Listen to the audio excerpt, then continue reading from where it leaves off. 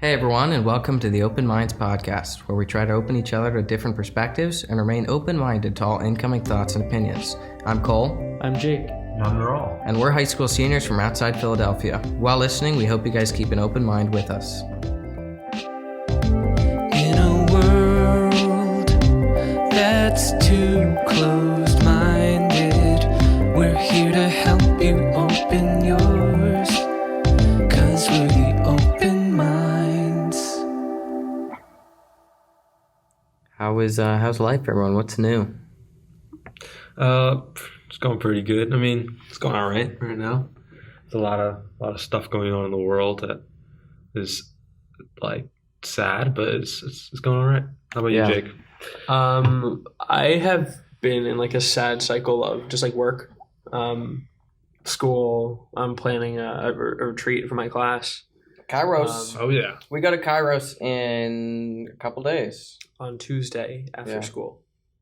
So that's been the most stressful thing in the whole world. This is the pre-Kairos podcast. This is the pre-Kairos podcast. We should have a post-Kairos podcast and see how, because If we're changed? Yeah, if we've changed. I mean, you've already been, so I doubt it'll change you double time. I don't know. I've heard from people last year that the second time hits different. Seriously? Wow. Okay. Good for you guys. We're experiencing it twice. Well, no, it's like the first time definitely hits the hardest. Yeah. But I just heard it hits different. Okay. Interesting. Me and Niral If that makes any sense. Me and Niral are totally in the dark here. We don't even know. For the people who don't know what Kairos is, it's just like this retreat that I think most Catholic schools go on in the beginning. It has like different names. It's like a senior bonding religious activity. Yeah. We usually do it in October, and it kind of unites the class prior to the whole college process, and that whole situation. But this year, just with COVID, we were unable to find any venues that would host us because we're a class of, I think, 54 people. Mm-hmm.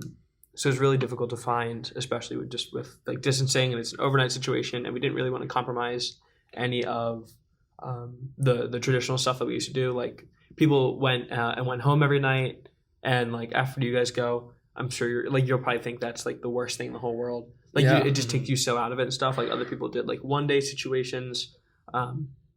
And while it stinks that we really had that time delay because it was a huge vehicle for kind of class morale unification, I think our result is going to be a lot better than what other schools have had to compromise in order to reach the time limit. But yeah, exciting. I'm excited. Definitely excited. Part of me is like everybody walks out of there, I feel like what changed, and they're like, oh my God, I just went on Kairos. And part of me doubts that so much in the sense that like, what can someone tell me about their life that like totally changes how I view everything? You know what I mean? Like, I feel like nothing can surprise me. Mm-hmm. But then the other part of me is that like, there's, I don't know what it is. So then I can't say that nothing surprises me. So I want to go in with an open mind That'd be a really cool name for a podcast. That'd be probably the best name for a podcast, I think.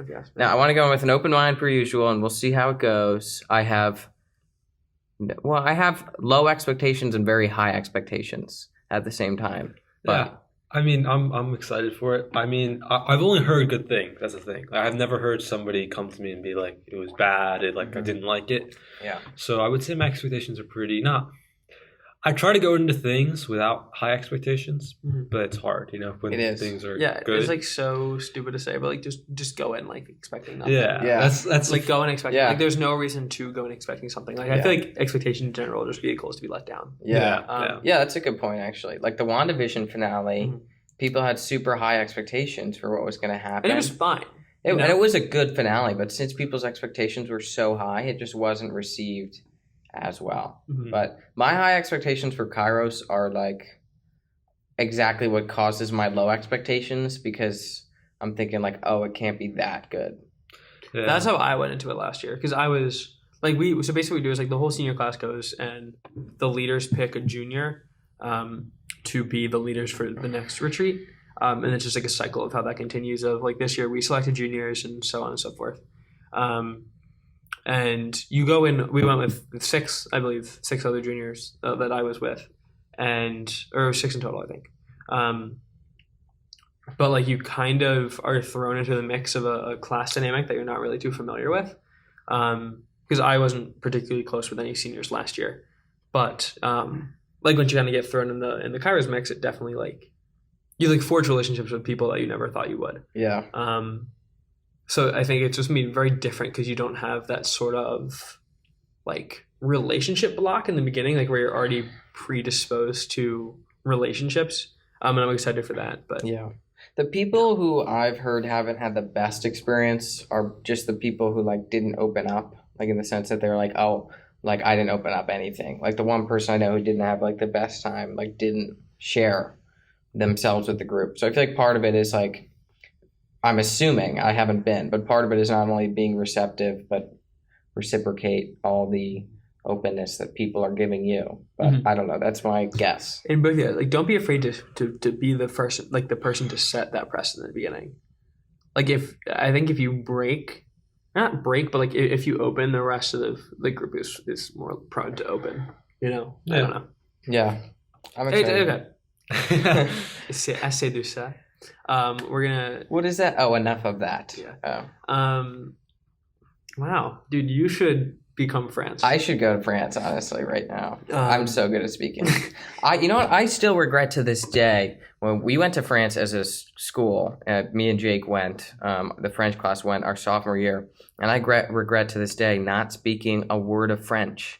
Because we weren't really in France. We were in the Americanized tourist version of France, where you go to restaurants and they all speak English to you, and they're like, "Oh, the American, welcome," and then they just tell you that. That's like very much what happened. That was like, yeah, it was really scary. It's crazy how there's little pockets of like, just I wouldn't even say like, no, yeah, you're right, Americanized culture. Yeah. But also like Englishized culture. Like yeah, it's exactly. Huge, like the British and American population who tours like Paris is so profound. Yeah. And just so funny how like.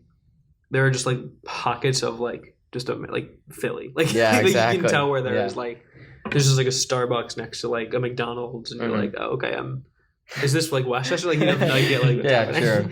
But I regret never speaking French because a lot of them did speak English to us, but a lot of the time, like everyone in our class would ask Jake to speak for them because he was the only one who was like. I remember being so angry at the end of that trip. Mad. I was so mad. He was the most proficient in French, so that's why we always asked him. Mm-hmm. But. Somebody asked me, I'll keep the student nameless, but in the last day, he was like a millisecond away from ordering. He was like, "Can you get X for me?" And I just looked at him and said nothing. I was so mad. And then he had to start playing like charades with the lady because she didn't speak English. I felt horrible, but it was it was such a vindictive moment of like, I'm so done with like being like the translator. I'm sorry because my French wasn't even that good at the time. Yeah, I'm sorry because I contributed to that as well. It was so easy for me to go over and be like, Jake, can you order this for me? Because honestly, speaking to someone else in a different language, it's very scary and embarrassing in a way. At least for me, I feel very insecure when talking to someone in French just because, you know, your accent isn't right. You're probably not pronouncing anything correctly. I'm sure your grammar is fucking terrible. And then your mind, also all the pressure makes your mind just go blank. You know what I mean? You're like, holy shit, what do I say now? That's why I did an exchange 2 summers ago with a family in Versailles. And that's kind of where I broke that barrier of like being able to talk to people. Yeah. And now, like when I hear people, like when I find out that people speak French, like I kind of like the guy in Pittsburgh, like why not? Just like why not? You can't be scared of it. You just gotta face it. And unfortunately, I regret not facing it. At the end of the trip, we were at the airport going home. I wanted a pretzel. I love pretzels, so I was willing to speak in French. You wanted to bring Niral a pretzel home from Paris. So I really wanted a pretzel, so I went over to the lady, and I was very scared, and I just said to her, "Je voudrais deux pretzels."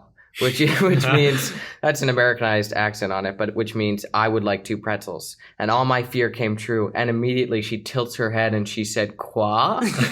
Which means basically means like, "Are you okay?" Which means like, what? What if she wanted to say like huh, she would say "comment," but "quoi" means like. What the hell is this? Yeah, and so I said it again, and my face, I'm pretty sure, got a little red, and I was like, oh, fuck, everything's coming true, all this embarrassment, it's here, and I said it again, I was like, should we try to a pretzel? And she's like, oh, pretzel, yeah, and she went to go get it, and it worked out, but... The most terrifying moment is, I was like fine the most, like, for the vast majority of that trip, and then when we got to the airport, they selected me both times I went to Paris for additional questioning. Yeah, which is so weird. They did that to me on the way there. Yeah, it's like when they put like the sticker on the back and the codes. And it happened to me twice, and I was so confused. I think it's because I was like, alone the second time, and they were probably like this random baby. Like, what is he doing? Yeah.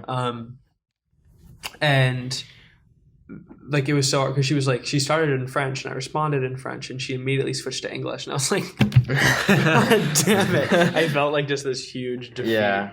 Oh, because she knew you were American. Yeah. Not even that she knew I was American. That she like, you can be American and speak good French. The fact that she knew I was American. And was like, I'm not putting up with this. Yeah, it's funny.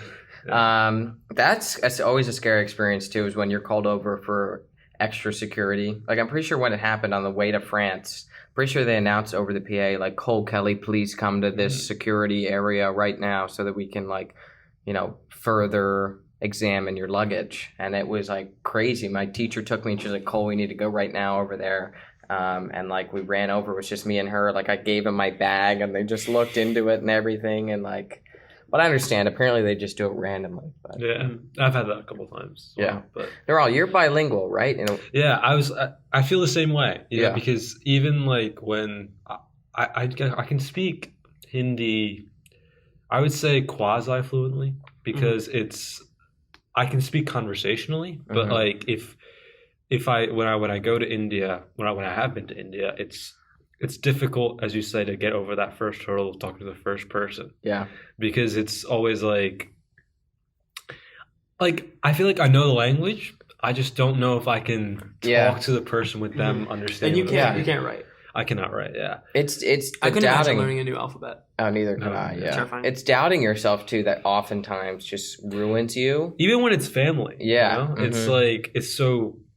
I don't know what the word is, but it's like off-putting. So is there like a cultural expectation in your family where like if somebody's speaking to you in Hindi and you like respond back in like bad Hindi, they're like, oh wow, look what happened in our life. He got westernized. I mean, I would say unspoken, maybe. Yeah, that's what I was but thinking. like, it's like they wouldn't say it. Do they know you as the Americans? Like I have cousins in California, and they're known as like they're our cousins in California. You know what I mean? Like, I'm guessing you guys are just the cousins from America. 100%. 100%. And it's always a joke. I mean, if you ask any, I would say, I don't know if it's just India, but like any family who's moved from that part of the world to here, it's always the same. Like same experiences, same thing.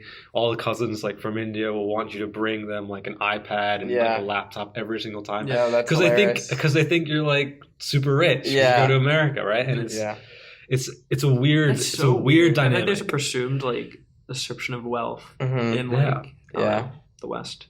Yeah, it's interesting. But like if you go there, they have like maids for them, like every day. And that's weird because we couldn't imagine having maids. So I'm there like, you guys are rich, and they're thinking like, you guys are living in like a gold house over there. And I was like, exactly. That's just not true. Yeah, but I think it's really key to the self-doubt thing that we were talking about earlier is how self-doubt can just like cripple you completely. You know what I mean? You got to have the right balance of confidence so that it's not prideful and like confidence, but not too little so that you like screw yourself. You know what I mean? Like, have you guys ever been skiing?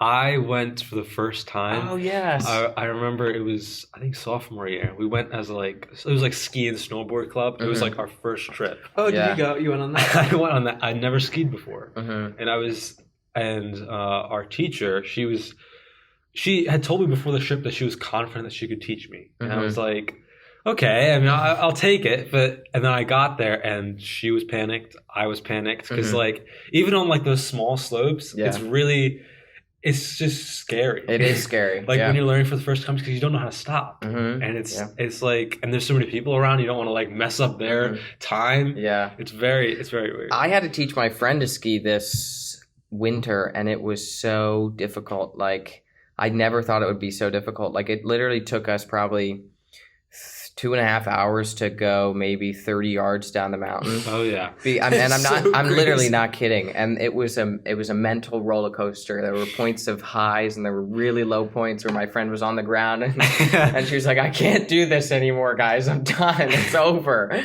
But it's all about taking the leap of faith, at least there. But the reason I mentioned skiing is because the worst times I've skied is when like I'm doubting myself.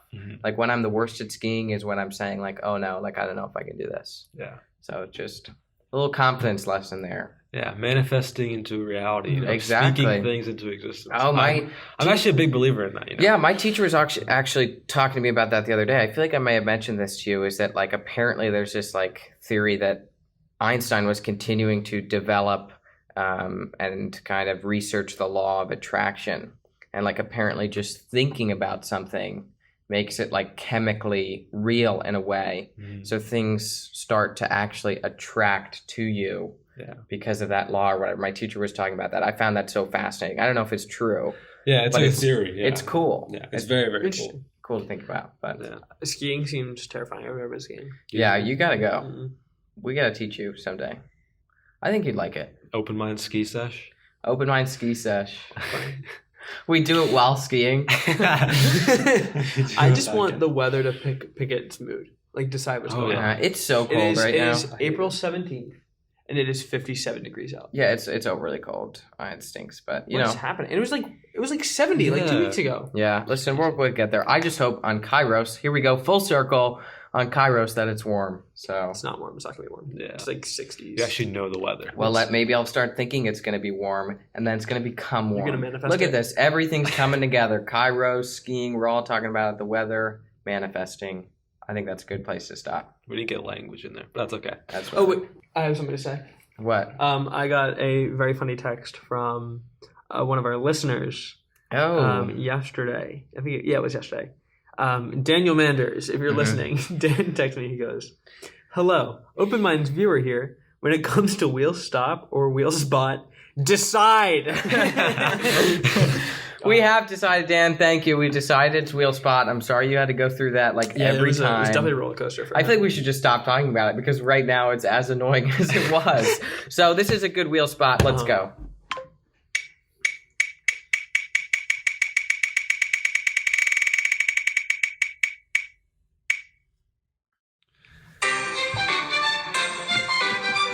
So it is Cole's topic first today. Okay, so I wanted to it's not a big topic, but I just wanted to talk about, Jake, I talked about this with you earlier in the week, but kind of like American exceptionalism, like that we see today, but that's not the angle I want to take, and I want to actually take the opposite of it. And obviously American exceptionalism is the belief that blindly America's the best country. We see it all the time, nationalism in a way. Yeah, it's the idea that like the United States, by its nature, by its constitution, is inherently like the best system of government, and that is people conduct the best political, like geopolitical moves in the world. Yeah, they think we're superior, which is obviously not like the way I think of America. What do you guys think about just that? Before I get to the other side, what do you guys think about American exceptionalism? It just doesn't make sense. It's like not like a country is not inherently better than another country. Yeah. Would I argue the United States is the most powerful country? Sure. Sure. Yeah. Would I argue it is the wealthiest country? Sure. It just is. There are things that are fact. I think empirical they're called, right? And like that can just be proved with numbers, with military forces, with exertions of influence throughout the world. And then there are things that are just like normative and make no sense, like just the pure merit of a country's existence. Yeah, I was actually talking about with a friend about this type of thing, about the difference between a God complex and a superiority complex. Yeah. American exceptionalism, I would say, is a example of superiority complex. Can you describe the difference? Yeah. The difference is basically, so at a God complex, you just think that you are really in yourself, you're really good. You're the wealthiest, you're the most powerful, you're the strongest, whatever. Superiority complex is that you're better than everybody else. That you're comparatively, I'm better than Cole. I'm better. It's than like comparative Jake. versus superlative. Comparative versus superlative, right? Yeah. And so, isn't superlative inherently comparative though? I think it's more about just more in. But it's more focused on yourself, not others. Yeah. Oh, I see. Okay. And I think American exceptionalism is a superiority complex rather than a God complex. Yeah, I think it's interesting. I think we see a lot of it today. Like a lot of people. I mean, not a lot of it. The internet has made extremes vocal, so we feel like the radical left and the radical right are bigger than they actually are. But so we do see a lot more of it. We hear a lot more of American exceptionalism today. And obviously it's not a good thing. I don't know. I don't feel like it's not grounded on anything. I feel like you were talking about in one of our episodes, what was it? We've overcome me versus you, Me versus us. me versus us, But we haven't overcome us versus them. us versus them. I feel like it reinforces us versus them. Like we're the United States versus the rest of the world. Like we're the best. But I wanted to talk about the opposite of, and what I call is blind American hate, which I think has become like almost a trend, especially on social media. I know 100% what you're talking about. Like, Yeah. It is so frustrating. It actually it does frustrate me a little bit. Niral, I don't know if you hear it as much because you don't have Twitter, Instagram, or TikTok, but I feel like it's almost become this trend to hate America, in the sense that like it's almost cool to say like, oh yeah, America, we're the worst. And I see it all across Twitter. I see it all across TikTok. Just slander of America that I feel like is not grounded on anything. That's why I call it blind. And I'll use the example of like, I feel like oftentimes, like I saw this TikTok that was attacking America because of American exceptionalism. And so they assume that all of us are American exceptionalists and that they were like putting us in our place. And then all the comments were like, yeah, we hate it here. Third world country with a Gucci belt. I see that, Jake. I know you told me to never say that again. I really hate that saying. But I see that all the time on Instagram comments, and to me, it is the same as American exceptionalism, but just the other side. What do you guys think about that? I don't know. I think it's difficult to say like, there's two like point of views where I'm coming from. So like the one point of view I'm saying is like there are obviously flaws in the way that the United States governs.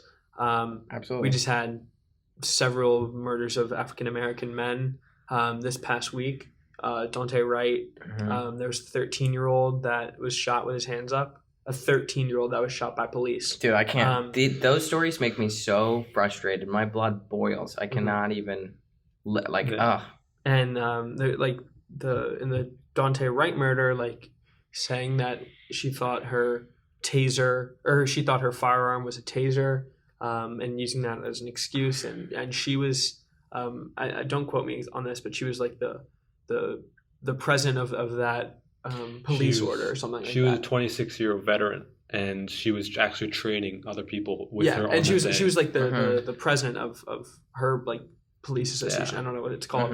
Not the fraternity order of police, some order of police. She was like the president of it. And like, what does that say about how police are being trained? You know, what does that say about, you know, those types of dynamics? And to kind of just say like, oh, whoops, you know, I thought this was a taser, when there are several reasons, like size, shape, side of body, like from the non-dominant side, stuff like that. Like there's multiple reasons why that is just like a foolish excuse, and almost it's not. It can't be used as an excuse. Yeah. It cannot be used as an excuse. I don't know. The podcast I listened to yesterday, the title of it was "Dante Wright Should Be Alive Today," and that made me feel like so weird inside, because like it's easy to talk about it and say like a man was murdered by police, but like do we know if he was a father? I don't know. Yeah, he was 20 years old. He was a son. Yeah. He had parents. Like they're going through the unimaginable. You know, they're I don't know. Just a man should be alive, and he's not. And it's because of police brutality in this country. So I think there's some merit to saying like, I don't know, that people dislike the way that the government works sometimes, but to say like we're a third world country, to say like we absolutely hate our existence, when these are not people who are facing systemic issues of racism and oppression. These are people who are on TikTok, you know, like if you have an iPhone, like you're better off than most of the world. There are people, like you can't get stoned to death for being a homosexual in this country. You can in a trillion, you know, like there's levels. So I think like I have two varying personalities, where one comes from like a side of disappointment with this country, and the other side comes from like, I feel like those people who say that kind of anti-American, like blind stuff, like I feel like it's just ignorant sometimes. Yeah, I agree. I wonder, like, is this being said seriously, or is this just like a joke? Or because I've said it, like I've been like, oh yeah, America sucks. Yeah. But like I've always like I haven't said it like with any conviction, you know. I'd say a lot of times I see it. It is serious, and sometimes like it's in a joking format, but it is serious. Like saying like, oh, you think we like living here? You know what I mean? Like stuff like that. But what were you gonna say something? Yeah, sorry, I just want to fact check myself. Dante Wright was a father of a 2-year-old.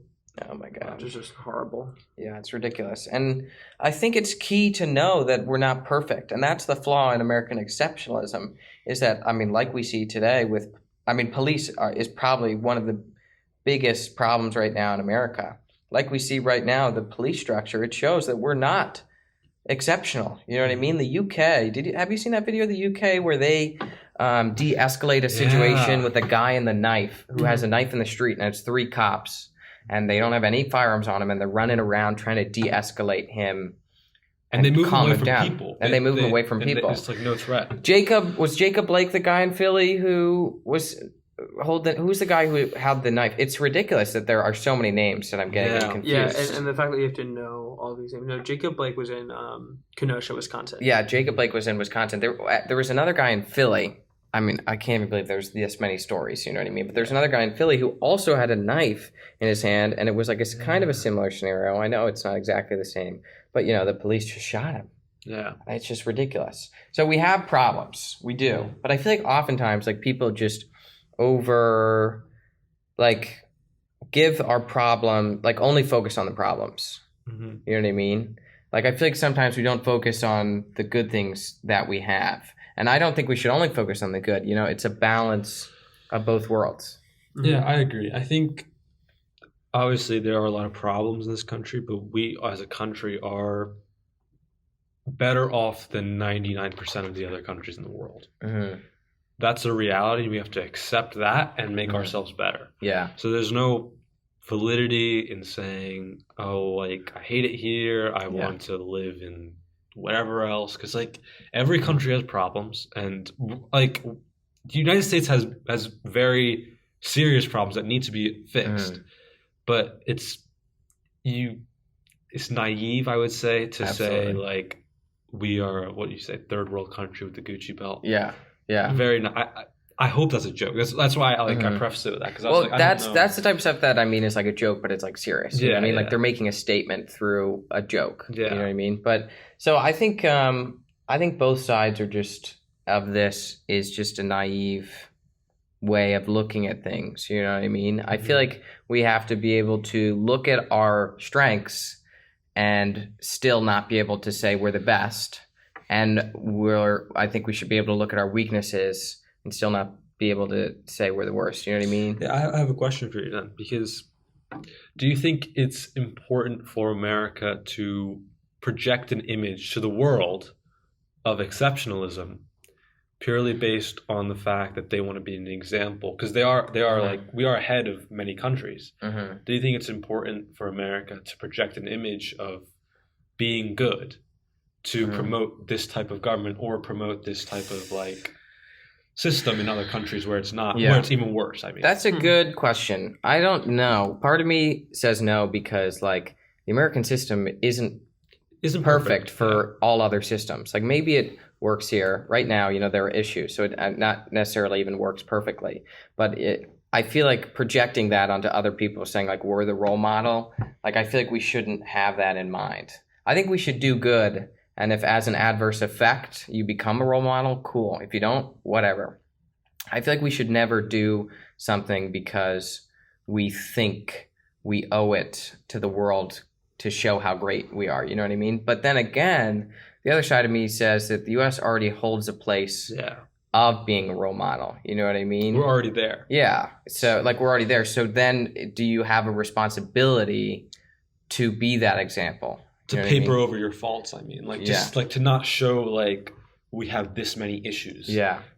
I think part of the strength though is saying like that we do have issues. Like part of the strength is like our White House saying, or our Congress saying like there needs to be change in the structure of the police departments that we have across this country. Yeah, like that's what Secretary Blinken talked about in China just like 2 weeks ago when confronted about like the Xinjiang crisis right now. I do agree with that, but like I think also like you see like countries that are like silently crushing it, like in the like Nordic region of Europe, like Norway, Sweden, Finland, those types of countries that have tiny populations, pretty good like replacement level fertility, stuff like that are just like, you know, they have like nationalized healthcare that has like almost no faults, and a bunch of like other social welfare programs to lift people out of poverty and keep people at like a living situation, and they've been categorized as like democratic socialist countries, and it's like so weird that they are never seen as role models. I feel like country systems never model them off like those countries that have the highest HDI index, that have like the best Gini index numbers, that have like those types of stats that model that they are like empirically superior countries. I think we have this model of like power versus well-being. I think when we model governments, we've seen authoritarian states model after people like Russia and China. Democratic regimes model after the United States, like Nigeria after their coup d'etat, and then they had the revolution. They literally model their government directly after. They have a Nigerian House of Representatives, Nigerian Senate, Nigerian Supreme Court, Nigerian president. Elections operate differently, but it is literally the structure of the United States government. And that's modeled throughout Africa, throughout South America. That's what's dangerous about it, I think. Is that it's not one size fits all. You know? Exactly, especially Nigeria. Like Nigeria has some of the worst, like so many issues going on. Like just even having a democratic regime like isn't even one of the most important things right now. You know what I mean? Like their ethnic cleavages are insane. Like the oil, like the influence of corporations on their country and government is like crazy. But what do you say to Niral's question though? Like, do we owe it to the world to be a good example? Yeah, I think 100%. I think like with the power that we can exert throughout the world, and that we have historically exerted throughout the world and do to this day, there comes a responsibility. Like, you know, hate to quote Uncle Ben, but you know, power comes with responsibility. And like, Benjamin Franklin? No.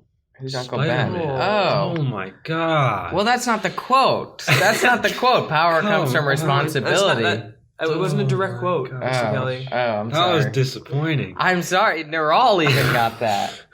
I'm sorry. If you Spin the wheel. if you said with great power comes great responsibility, then I would have been like, oh, Uncle Ben. But I'm in the American mindset right now, American history, and I'm like, first Postmaster General Benjamin Franklin. No, I wasn't. It wasn't a direct quote. I was. That's so awkward. Good reference, nonetheless. Thank you. But I think that idea holds true. Of like, if you can exert influence to the level that the United States has historically exerted influence, then that just comes with responsibility. Like there are things you have to do that you don't want to do. You know, it comes with responsibility. But do you think it comes with the responsibility to paper over your faults and say, look at our issues? No. I think I agree with Cole by embracing those faults, you're almost more reputable. I think like you look at countries once again. Hate to bash the CCP on this podcast because we're all on the list, but like countries like China, who, you know, they have literally their foreign minister's official Twitter account posted a picture of people in Xinjiang Uyghurs literally picking cotton and said like picking cotton with a smile, hashtag forced labor, question mark. It was totally a stock photo too. Like it was like an angle there. It was like over the shoulder and like it was. I mean, like there's just blatant like lying about what happens in that country that gives it just that takes away any perception of reality. And I would argue like I don't know, authority. Like I think they still exert power, but they lose all credibility and their ability to have a say in how government should be modeled because they blatantly lie. I think if the United States were to embrace its issues to the fullest extent possible, that serves as a massive sense of credibility. Yeah, but I would agree with you. I think it's important for a country or anybody in power, anything in power should embrace its faults. My issue is that I'm not sure if you know, but like after the January 6th insurrection, there was like the Kremlin and China both posted, like they both said to their citizens, this is what happens in democracy. Do you want this to happen?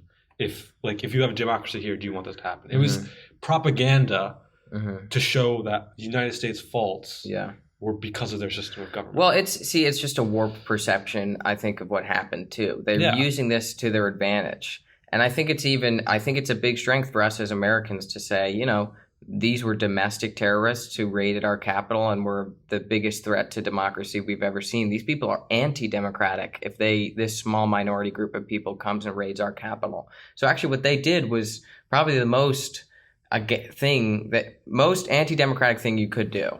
Mm-hmm. And they're warping it to say this is what happens in democracy. Mm-hmm. So they're just using it to their advantage. I think it's also like dangerous of how subjective it is because like I'm sure people who raided the Capitol, those insurrections, probably assumed that they were the champions of democracy, that they were standing up for corruption and fighting for the true democratic victor. You know what I mean? Yeah. And I also think like I would be dubious to characterize the actions of authoritarian regimes in saying that like this is what democracy looks like as anything to take seriously because we do the exact same thing. Mm-hmm. With the Kremlin protest about Alexander Navalny's arrest, the State Department was the first people to say like, look what authoritarianism does. Yeah. Look at this, it's garbage. You know, like we do it too. I think everybody does it, and it's foolish to say that. No, like it's foolish to say like, yeah. I don't know. I would be skeptical in almost every circumstance to be told by a government which government is the best form. Mm-hmm. You know, absolutely, I agree. Power is derived from the people. Yeah. Which I think supports democracy. But like, if the people consent to authoritarian rule, which you see in China, consent, I would say. No, I wouldn't say they consent. Absolutely. Really? Not. The majority of Chinese citizens, you don't think they consent to their government? I say it's coercion. I wouldn't say it's consent. Yeah, I'd say it's coerced as well. I think this is also what we're talking about. Where, as Westerners, do you believe democracy is the best form of government? Absolutely not. Yeah. No.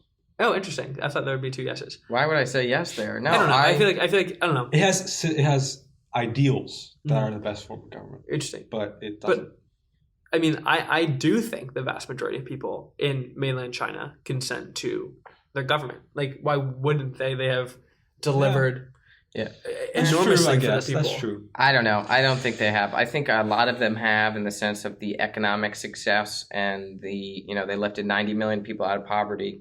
But their GDP grows like 10% every year. But I feel like we just don't know. One, especially for rural China, like urban China, maybe they love what's going on. Nobody's in rural China really. They're like the rural population of China is huge, but it's nothing compared to their urban populations. And when we talk about democracy, we talk about like listen, I think there's no way to know. We don't have official correct polling on the Chinese people and their for some. Well, I'm not going to believe it anyways. Yeah. My friend went to China and he was actually just talking to me yesterday about it and saying how like they all the people he talked to, like this is a firsthand experience. Like we are seeing it from a very far away standard. Yeah. So I can't even make a claim in a way that the Chinese people are for the government or they're not, or if it's coercion or not. Mm-hmm. But what he was saying is everyone he talked to saw through the corruption of the government, like the CCP and everything. Like they know something's up and they don't love it. You know what corruption are you referring to? The corruption from the government. I don't know. This was my friend's story. So interesting, because I think China has one of the biggest meritocracies in the world. We're talking about the general secretary, one of the most powerful people in the world, maybe the most powerful person in the world besides the U.S. president, was like the son of like a farmer, like, or was the son of like a low level. Yeah. What does that have to do with corruption though? Because being a low level local. Because I'm talking about like meritocracy. Like I feel like corruption is the idea of. I feel like corruption is the absence of meritocracy. Yeah, I would agree with that. In a way, but the whole thing with China and the flaw of their meritocracy is like you got to know them to get in. You know what I mean? Like, I think we talked about this in ComCom. Is that like knowing someone is a lot easier in China if you know them, like you'll get the job or whatever. But whatever, go ahead, Niral. No, well, I think corruption in this sense is more like you have to be on their side to get in. And not maybe knowing them is a first step, but I would agree with you. Like meritocracy is a very big thing in China, where you have to be very good to get into that position, but you also need to be on their side. Like I don't remember who it is, but it was a CEO of like one of the big companies. Yes, I was about to bring that up. Jack Ma, he was like vanished for like 4 weeks. Is he still? He still is. I don't know. No, I think he's. They found there was like videos of him in like a factory. Yeah. But I think he's in the public sector again. I don't know. Okay. I'm not sure. But that's I remember an seeing an example. interview with him like 2 days ago though. Okay, but that's Well, they an example I started would to use. silence that. That was what I was Yeah. going to use for corruption. They silenced him because he Yeah. started to get so confident in the power he held in the private sector. And basically, the CCP had this meeting of high business officials and didn't invite him. And they were all like, listen, we run this shit. Like, if you guys go against us, like, blah, blah, blah. Yeah. But I want to get back to your question of basically, do we show our weaknesses? And I think it's like, do we reveal that to the world? I think it's just very vital to be self-aware. Yeah. I think even when you see a person who's self-aware, I have so much respect for someone who recognizes their own weaknesses, their own biases, and even gets to propaganda. How Jake was saying, we need to be able to be skeptical when, in school we learned that, democracies are the best form of government. You know what I mean? Which I agree with every principle of democracy. I'm just saying, like, As a government, it doesn't work. yeah, no, I'm not saying it doesn't work. I'm just saying if a people wants a dictatorship who can get things done quickly and efficiently, go for it. You know what I mean? If you guys want that. But I think we should be skeptical of the things we hear and kind of just be self-aware, because it gives yourself so much legitimacy, I think. Yeah, I would definitely agree with that. Yeah. So I want to raise this question. I guess it's two questions, but like, what do you think right now is America's biggest problems and our greatest strengths? Because it's about looking at the good and the bad, and finding the balance. 'Cause obviously, we have to improve from the bad.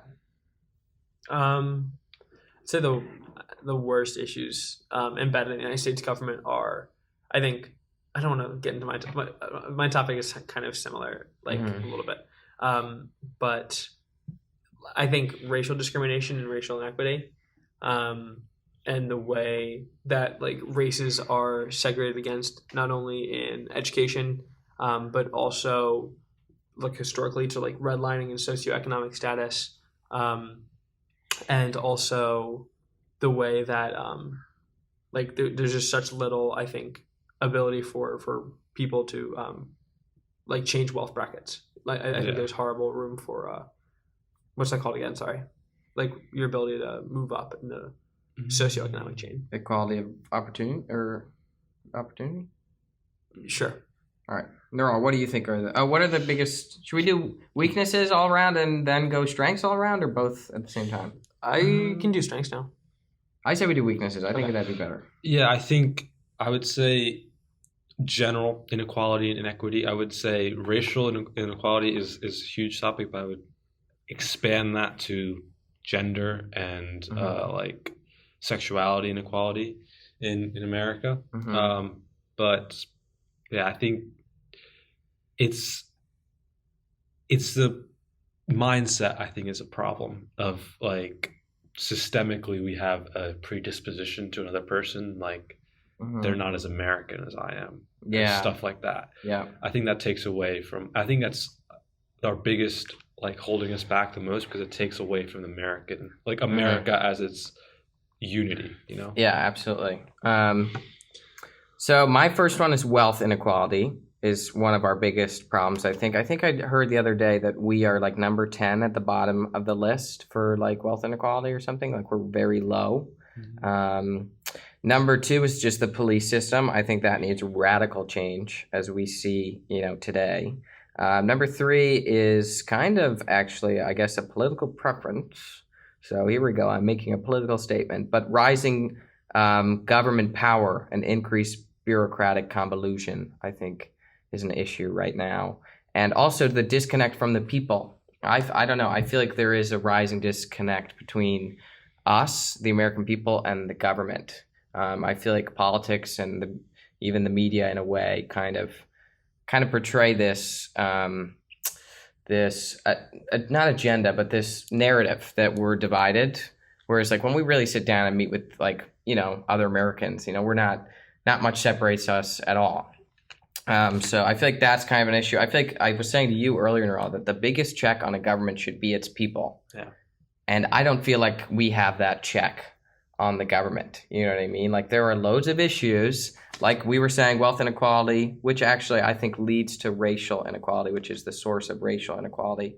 Well, there's just a lot of inequality, I'd say. Yeah. I think Gender. polarization is one of the biggest things ever, too. Polarization, absolutely. The police system, blah, blah, blah. These are all issues, and I feel like they're not getting changed. You know what I mean? And if we, the people, had more control, I feel like maybe we... Are you talking about like referendums? Would you say then that I think I'd like a referendum, yeah. Would you say then the biggest problem is then the political convolution and being... Because all those problems would be fixed if there wasn't Political convolution. Maybe, honestly. I don't know. I didn't even think of that, possibly.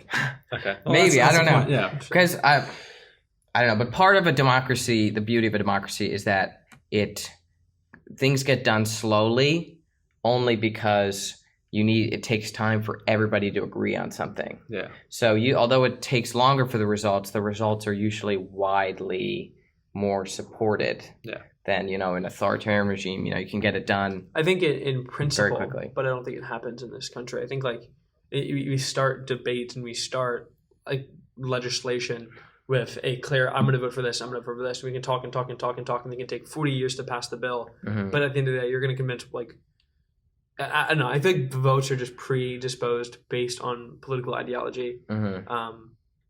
Yeah. And I feel like so much of senatorial debate is garbage. Yeah. And just I don't know. I feel like senators just aren't in it for me. I don't get that vibe that most senators and politicians and congressmen, they aren't in it to actually help people. I don't know why. I just don't get that feeling. I get more of a feeling that they're influenced by money and corporations and, just the political game, like the Game of Thrones. That's what it feels like to me. Power more than anything else. Yeah. I feel like that's the Game of Thrones. Mm. And when you play the Game of Thrones, you either live or you die. Is that a Game of Thrones quote? It is. That Cersei says that. All right. So what are the biggest strengths, we'd say? Jake, you want to? I think the United States is a symbol. It's like a beacon of democracy, and it's a beacon of hope. I think for the rest of the world and the way we perceive the American dream, of people coming from ravaged places in Europe, like Ireland after the potato famine, people who couldn't eat the next meal coming to the United States and seeing huge brand new infrastructure, massive bridges, roads, that idea of a fresh start. And I don't know, I feel like so much of this has changed, and it's not. This is very de jure, not de facto. I feel like. Mm-hmm. But yeah. Yeah. My greatest strength for America might be a little bit ironic because it's probably the exact thing of I criticize. Yeah, that's what I feel like I was saying the opposites of what I said as the word, this weaknesses. But my greatest strength for America would be its unity, and it's in its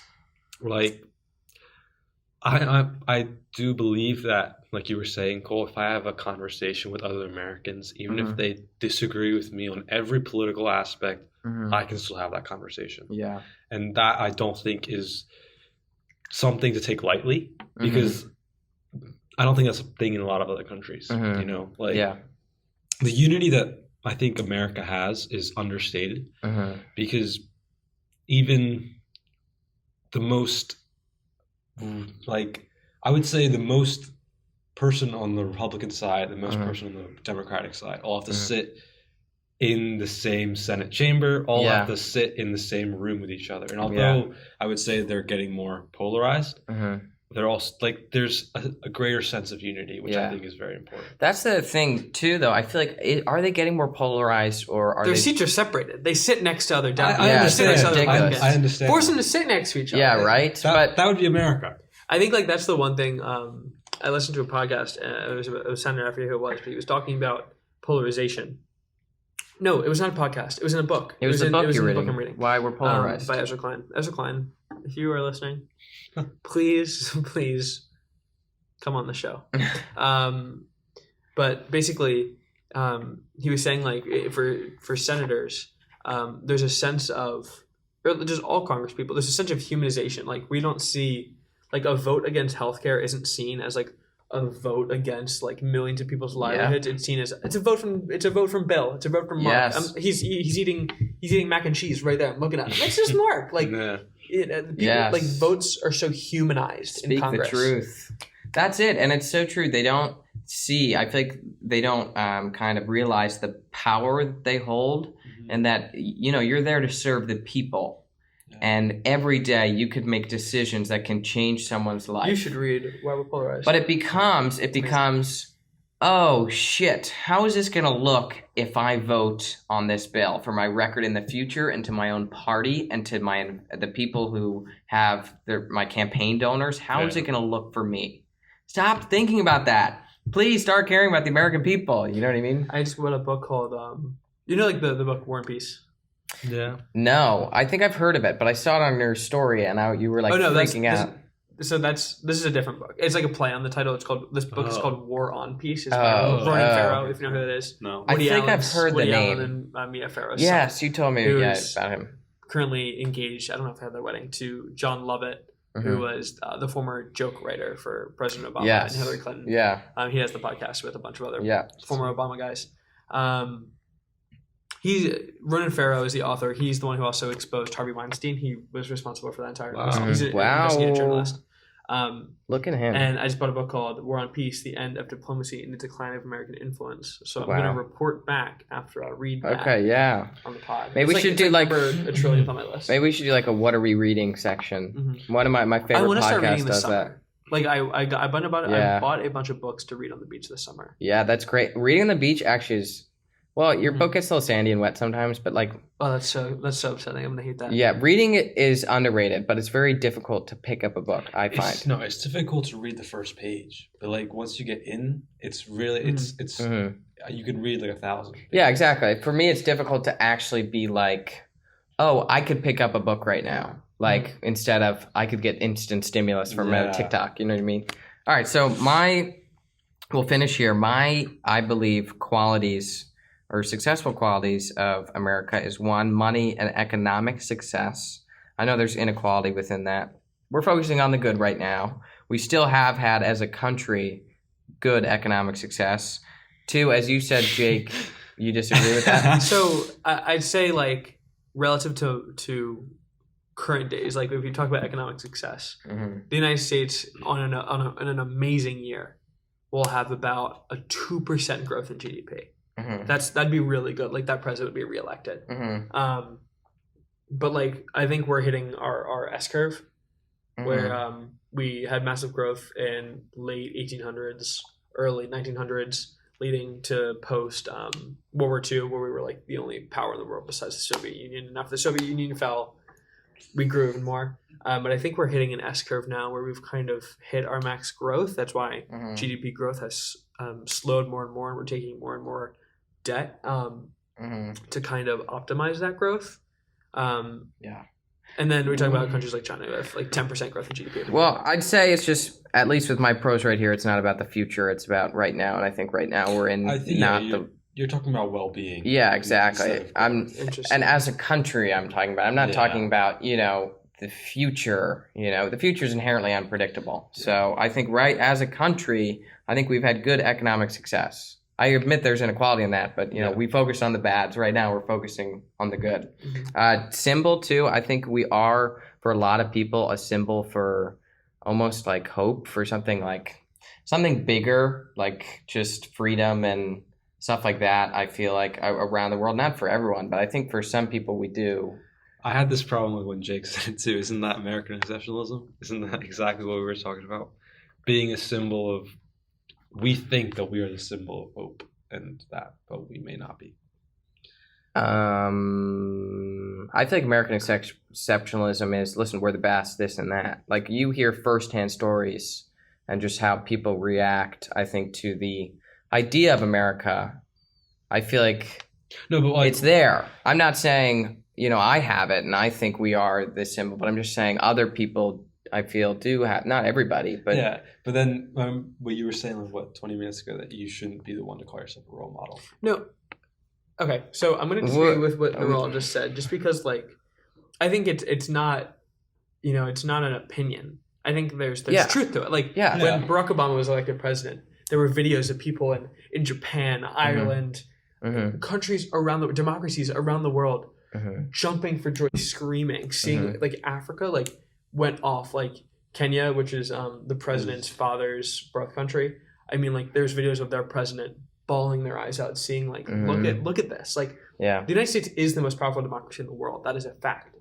You add like the election of the first African American president, people like are rejoiced, or like any kind of like democratic victory, especially rooted in the United States, is more profound than like I think that I feel like it just has a greater impact. Like if the first, I mean, Australia has had several like women prime ministers and stuff like that, and we wouldn't have the same reaction as that if the United States had their first woman president, just because of how powerful we are and how like rudimentary we are to the idea of democracy. But what I mean is that a strength? That's what. Yeah. The fact that we are a symbol to some people. Yeah. I think so. I think it's also when we're good, when we have like victories. I think it's also a responsibility to say that, okay, you guys, some people look at us with as a symbol of hope. Let's live up to that and hold our standards to that. You know. Yeah. So I can see that. I do think we're a symbol. I don't think that means we are the best. And I don't think it necessarily even means we live up to that symbol, and that symbol is true, but I still think it's there. Okay. So the third biggest thing for me would be innovation, especially medical innovation. We have the unprecedented amount of like documents and research medically, and I mean even the COVID vaccine. We've had a pretty good rollout. Biden wanted, I think, 100 million doses in the first 100 days. He got it done in like 53 days, half that time or something like that. And they doubled it to 200 million, and we're there. Yeah, exactly. So innovation medically and technology, I think we've done an amazing job. Opportunity. I know, we don't have 100% equality of opportunity, but I think we have a pretty good version of it. I think the United States, at least the American dream and the American dream in a way is a symbol too, but is a place where people can start low and can make it. You know what I mean? So I feel like part of that is, inherently part of America, and I think that's here. American people, I think the people everywhere are great. So, I mean, the people are always a plus as opposed to the government, but in the sense of unity as well. Like, I feel like there is a unity among us in a way. And then infrastructure. I disagree with that one. Why not? Go ahead. I think we have, it's not even I think. We have one of the oldest infrastructure systems of all developed compared democracies to, in the world. like, Paris? Yeah. Really? Yeah, well, I mean, that's what the new American Jobs Plan is aimed to do. It's a 2.1, 1.9? I think 2.1. I think it's 1.7. It is an odd. It is a number that ends in an odd digit. But trillion, that's important. It's trillions, yeah. Yeah, that's important. And it's like the biggest infrastructure. So maybe I just don't know what infrastructure is. All right, final one. Thinking like roads and bridges. That's what I was thinking. Roads, bridges, I think we have like one of the oldest in the world. Like cities and whatever. Final one is diversity. We are literally what makes us one of the most unique countries is the amount of diversity we have. We are a country of immigrants. We have been ever since our founding. So yeah, I mean, like European countries, like Sweden and Norway, like they're very homogenous. You know what I mean? There's a bunch of white people. Yeah, we are literally so diverse, and I think that is a strength. Mm-hmm. I agree. Yeah. So I wish that diversity was reflected in government, though. Absolutely. Yeah. Absolutely. All right. Amen. All right, that's a good wheel spot. I'm hoping it's mine because this is a good little segue. I think it will be. That's how things work out, Perfect. Yeah, this is so awkward. Okay, so I ordered another book yesterday called Kill Switch. It is about how the American Senate has transformed itself over the past 30, 20 years. And they equate the kill switch is the filibuster. And it talks about the concept of budget reconciliation. Are you guys familiar with what that is? Okay, so let's start. I have to go back to intros because I'm really just want to get into it. So, do you guys know what the filibuster is? Yes. Give it. I know what it is, but give it. Okay, so the filibuster is a tool in the Senate where members have unlimited speaking time. So, what it used to be historically was it started out as this tool to prevent the expansion of civil rights. It was developed, I think, in the 19th century to combat the integration of Southern Black people into American politics, and people would just talk and talk and talk and talk and talk. You'd sit at your podium and you would literally talk for hours on end, in order to prevent the legislation from coming to a vote. Cool. I have a question. Yes. So I know the filibuster has no limits. Like, it's as long as you can stay standing and speak. Although that's changed. You can have like a representative or something now. I'll talk about it. But so my question is, what are the exact rules right now? And like, is the cloture rule, is that what overturns it? Mm-hmm. So how does so there's something called a cloture motion. Let me get a little bit to the history, if you mind, in like 2 seconds. So basically, it was this anti-civil rights tool to prevent legislation from passing in the 19th century. And basically, what you had to do was you had to talk the entire time. You could not sit down. You couldn't send a representative. You couldn't say that you're going to talk. And that was the truth for a while. And then you went from standing to sitting. And then you went from sitting to sending a representative to talk. Mm-hmm. And then you went from sending a representative to talk to saying, I'm going to talk. Mm-hmm. And you wouldn't have to do anything. You would say that, and that's the current rule in the U.S. Senate, is saying you can literally say, I plan to talk in 10 hours. Count it all as my time. I cannot vote. Like the vote cannot happen because I still plan to debate in 10 hours. Like it is absolutely ridiculous. It's ridiculous. And basically it's turned the United States Senate into a, like, when you guys think of a Senate majority, what do you think of? The Senate majority? Mm-hmm. 51. Exactly. Yeah, 51. That's like what a lot of perception is about Senate majority, but it is turned from 51 to 60 because that is the only way to get a supermajority to pass legislation without a filibuster through something called a cloture motion, which is a tool to stop debate with enough senatorial support. Mm-hmm. So this has led to something called budget reconciliation, which is maybe the most dangerous tool, arguably necessary, but dangerous tool in the history of American politics. Don't tell me this power is in the hands of the president, is it? What you're about to say? No, it's not. Oh, okay, good. I was just saying, you would have just I would have been like, stop! Put your fist right to the desk. Yeah. The president has so much power. I am anti the president's power. I think I was it's just say the presidency. No presidency. No, any presidency. I want to see a parliament situation happen in this country. Yeah, actually, I was going to bring that up after you maybe that can be a future finish topic. We can. Oh my gosh. Yeah. I have a new topic for next episode. Okay, whatever. All right. So basically, there's something called budget reconciliation, which is this motion, and it can only have to do with the Senate budget. That's like, it is so vague and makes no sense. As long as the Senate parliamentarian agrees that it applies, and the Senate parliamentarian is not elected. Who's it? Just some random person, I don't know her name. Wow. I don't literally you guys know how much I know about these people. I could name the Commerce Secretary, every secretary. So what is? But I don't know this lady. What is this budget reconciliation? So basically, it's a process where you can take a bill, and you can pass it under budget reconciliation, and it can't be filibustered, and it requires 51 votes. It only requires 51 votes. So and it's only for the budget.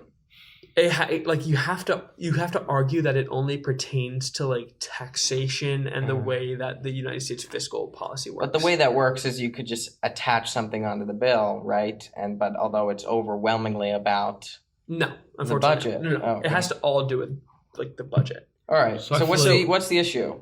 Yeah.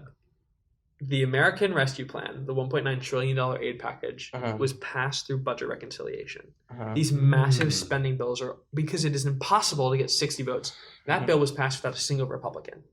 And it was passed through this process called budget reconciliation. The $15 minimum wage was on there until the parliamentarian struck it down and said that is not budget. Good for them, it isn't. Yeah. But not that I'm against the $15 wage. Not that I'm for it, but it has nothing to do with the budget. So at least they're following their own rules. I feel like most of it didn't have to do with the budget, though. What else was in it? What else was in the bill? Stimulus checks, stuff like that, which is all budget reconciliation. Here's the thing: it isn't. It's not. Yeah, None of it is.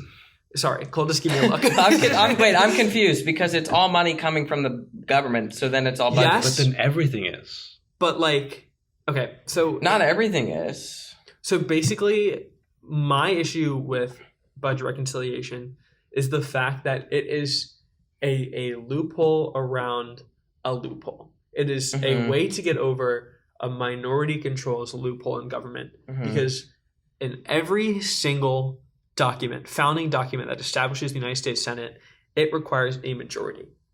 It requires a majority, 51 votes. That's what requires, like, treaties, diplomats, ambassadors, secretarial positions, and like everything else besides the grip that minority powers in the Senate have on the majority power. It has gone from a body that requires 50 votes to 60 votes in a world where that political power does not exist for the majority. This is rooted in the filibuster. This is just That's a way to the get loophole around. in the loophole. Budget reconciliation is a way to get around the filibuster. You're saying let's just remove the filibuster and we're done. We're good. I haven't said any of that yet. Oh, okay. Can we touch on that? Is that okay? That's okay. what I'm going to get This to. is an intro, Cole. Yeah. Oh, we're still in the intro. Oh, okay. If we're an hour and 5 minutes around, like this. It's still the intro. No, we're having fun with it. So basically, are we? We are having fun with that? Yeah. I'm excited. This is a little fun check. Okay, cool. That's another thing. We have We'll Stop and we have Fun Check, where we agree that the topic is good, and if we deny and if it's not, we restart. with the 2/3 majority, we just end it there. We'll call it the closure. I'll filibuster it. No, he's doing it right now. But basically, it is just this process that is just so anti-democratic. Over a process that is anti-democratic, it's a loophole, right? It's a loophole over a loophole. Yeah.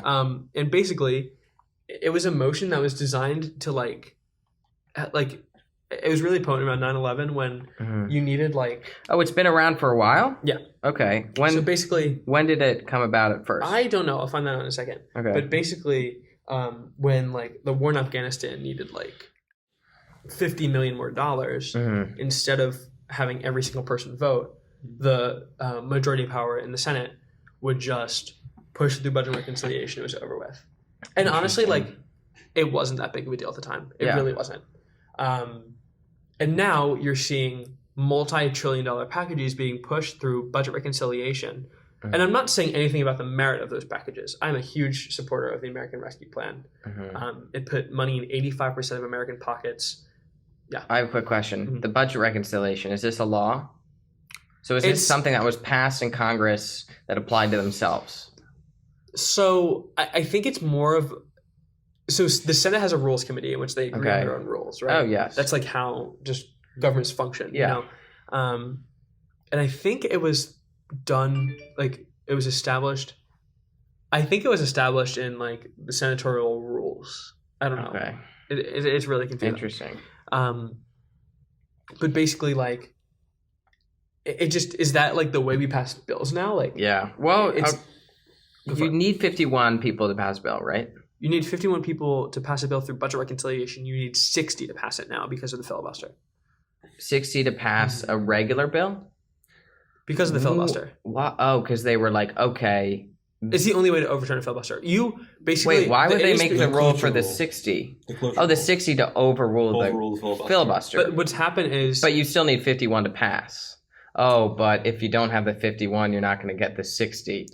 Oh, exactly. This is so interesting. So this is so interesting. It's all chess. clicking. Yeah, It's all kind of like clicking. chess. It's like a game. Yeah. And it's basically become... It's a game. It the shouldn't fact be a that game. the minority power in the Senate will filibuster regardless of the bill. You could be passing a bill about puppy orphanages. Yeah. The minority will still filibuster. Yeah. Regardless. You know why? Why would you... Okay, besides being a decent person, give me one reason why you wouldn't. A minority power would support a popular bill passed by the majority in the Senate. They wouldn't. There's no reason. What do you mean? Unless they were a good person. Unless they actually were not... Unless they were what politicians are supposed to be. Because poll after poll after poll, precedent after precedent after precedent, you see that when a majority power works well with a minority power in Congress, the majority power gets elected because Americans are like, look at the Democrats. They got the Republicans to work with them, and they put $1,400 checks in 85% of American pockets. Instead of they got hundreds and hundreds of millions of vaccine done. Like, people are gonna like that looks so good. Instead of applauding both, they applaud the majority. Yeah, because they did it. Like. They did in quotes, Yeah. That's what people, because why wouldn't a Democrat say, like, when we were in power, look what we did? Yeah, that's true. Yeah, and that's and the same thing happened, like the American taxes and jobs bill. That I don't know. The taxes and jobs plan, the tax cut in 2017. Yeah. Budget reconciliation. Yeah. Wow. The what's the Obamacare budget reconciliation? This is so interesting. I don't know. These crazy things are just being passed under budget reconciliation instead of fixing the issue of American government, which is the filibuster. That's the intro, right? Yeah. Okay, all right, we're there. Let's all right. burn the filibuster. Okay, it is an anti-democratic, historically horrible tool to.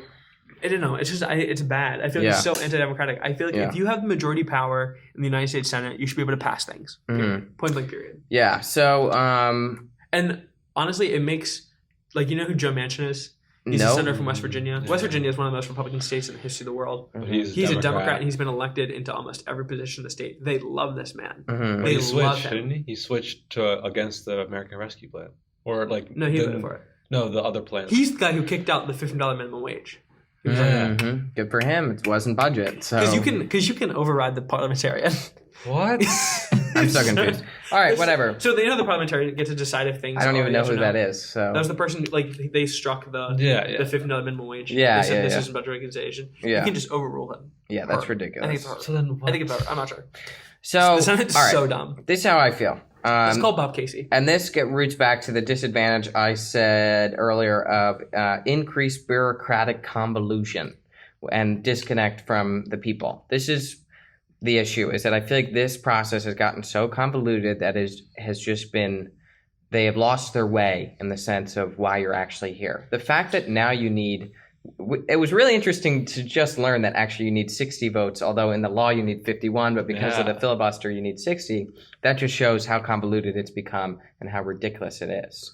And I will say, stripped of its history and at its barest bones, the filibuster sounds like a good idea in the sense that it's like, oh, the opposition is going to just have a voice to complain about the issues with the bill that is to be passed. But in practice, and with the history, as you said, as it was practiced for anti-civil rights laws, but in practice, when you see Ted Cruz reading Green Eggs and Ham, you're like, what the fuck?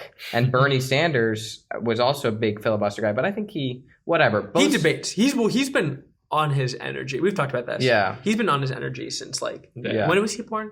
17 something. Nancy Pelosi, though, has done some filibuster stuff, right? She's in the House. Oh, she's in the House. Whatever. But both sides, What's filibuster? Both sides filibuster. I'm just using they're incentivized. Yeah, that's the issue. They're incentivized. Too. Yeah, I'm just using Ted Cruz as an example. I'm not saying all Republicans do it, but when you see Ted Cruz reading Green Eggs and Ham, you're like, what the fuck? This is the congressman who is elected to make people's lives better, and he's using this to read a Dr. Seuss book. It's ridiculous. And after the Ted Geisel stuff, with canceling Dr. Seuss, they read 40 hours of it's Dr. crazy. And I want to use that. That is the biggest probably symbol to me that the filibuster has made us lose our way of government. And I want to use the juxtaposition of Parliament when you see them. You can get the live videos from C-SPAN of that. Who's the guy who controls it? What's his name again? I don't know moderates his name, it all. But he's the speaker. Is he just the speaker? He's the speaker. He's the speaker of the House. Yeah, the speaker of the House of Commons. And when you see those videos with him and all the prime minister, or the prime minister is the main guy. I'm talking about all the MPs, members of parliament. That's what it is. MPs.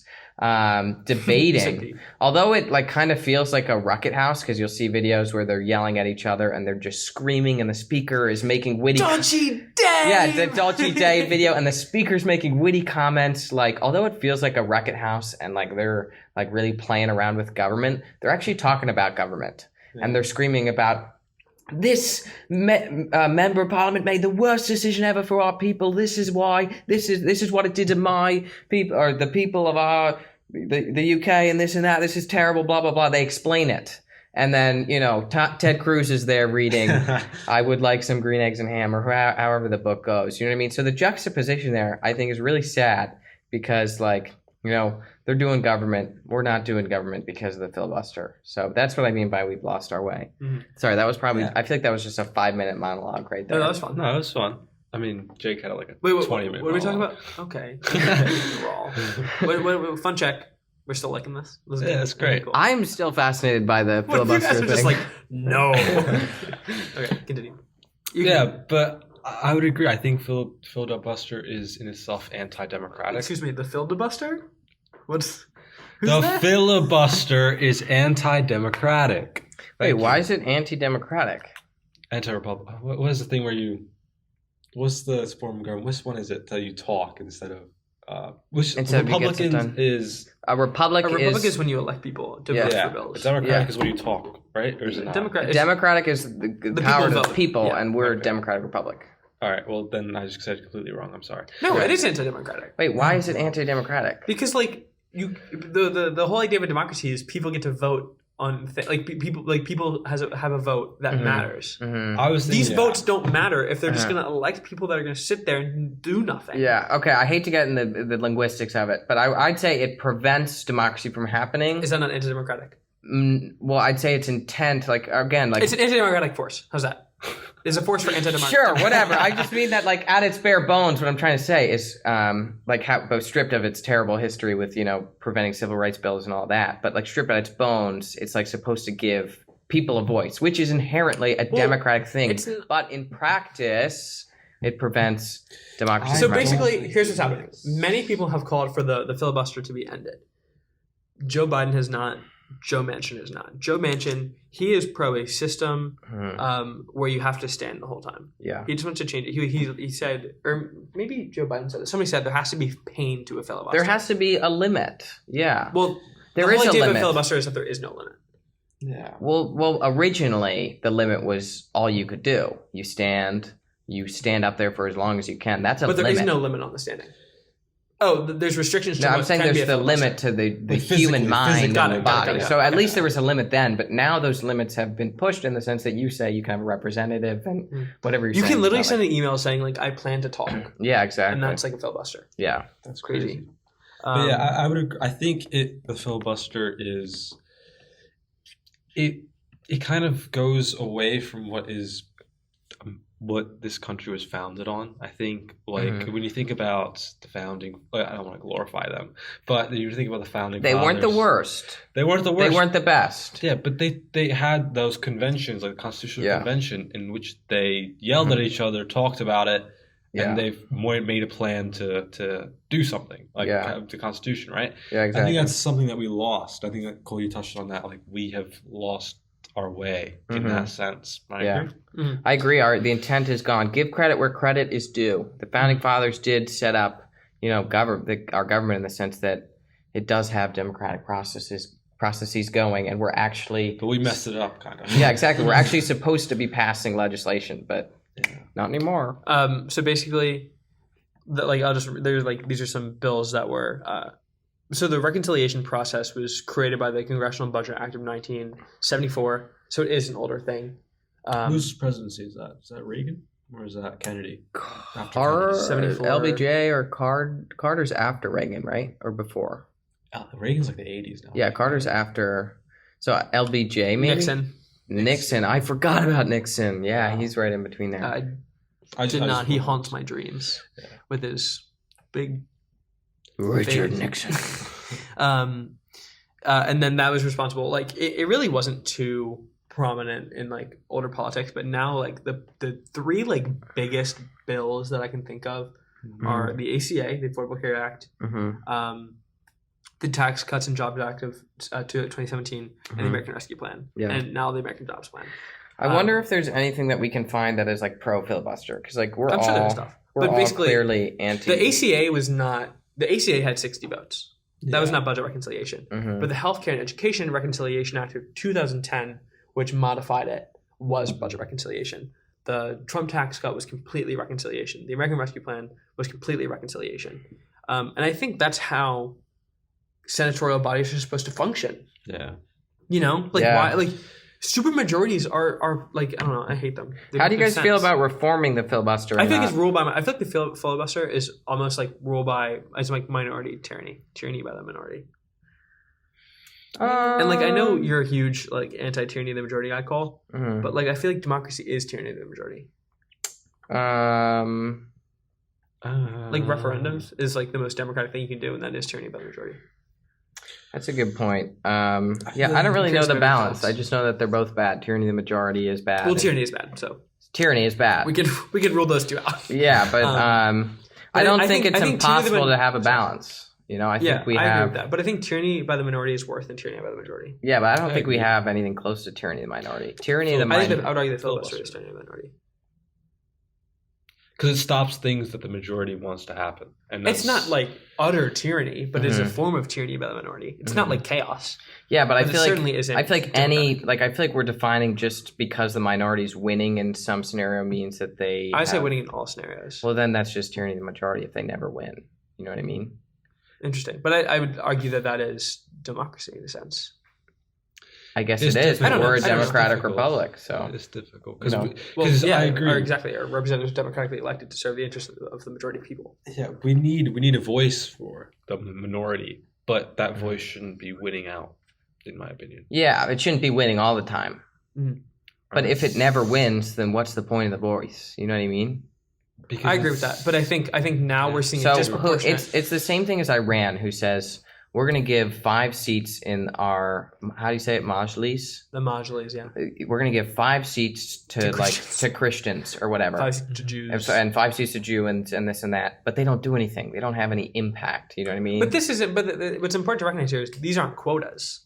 There's no quotas for minorities. It is literally just who people voted for. Yeah. You know? Listen, I think the filibuster is... And also, I think right now we're seeing a disproportionate amount of victories by the minority. Yeah, so then that's where it becomes a problem. When there's a disproportionate Would you say there's winning. A disproportionate? Yeah, and I'd say the filibuster is down that path right now, that there's just a disproportionate power that's given to the minority because of it. But how do you feel about reforming it and not abolishing it? Like, what if you just put a limit? What if you just said, you can talk for an hour and a half, and that's it? Well, then nobody would filibuster. All right, that's boom. basically an abolition of it. The Why idea is that basically of an filibuster, abolition? the filibuster, the very nature of what a filibuster is unlimited talking time.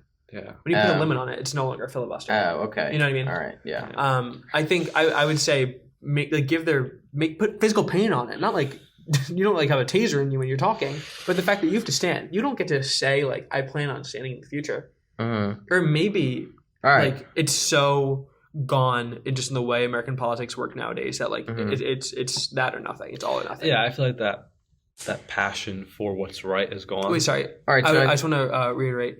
The Senate parliamentarian and all in-house rules experts, so basically they know everything about the rules of the Senate, determined that the Senate can pass 2 budget reconciliation bills, one focused on the fiscal year and one focused on the next fiscal year. The Senate can pass additional budget reconciliation bills by describing them as a revised budget resolution that contains budget reconciliation instructions. So it's just an expert, so I could be a Senate parliamentarian? If I studied the rules for like 2 years. Oh yeah, I was right. It's Elizabeth McDonough. I knew it was all. Wait, they're not elected? No. Yeah. Not a little bit. So like I could be that guy. Well, this is what I mean. They serve at the pleasure of the majority leader. Okay.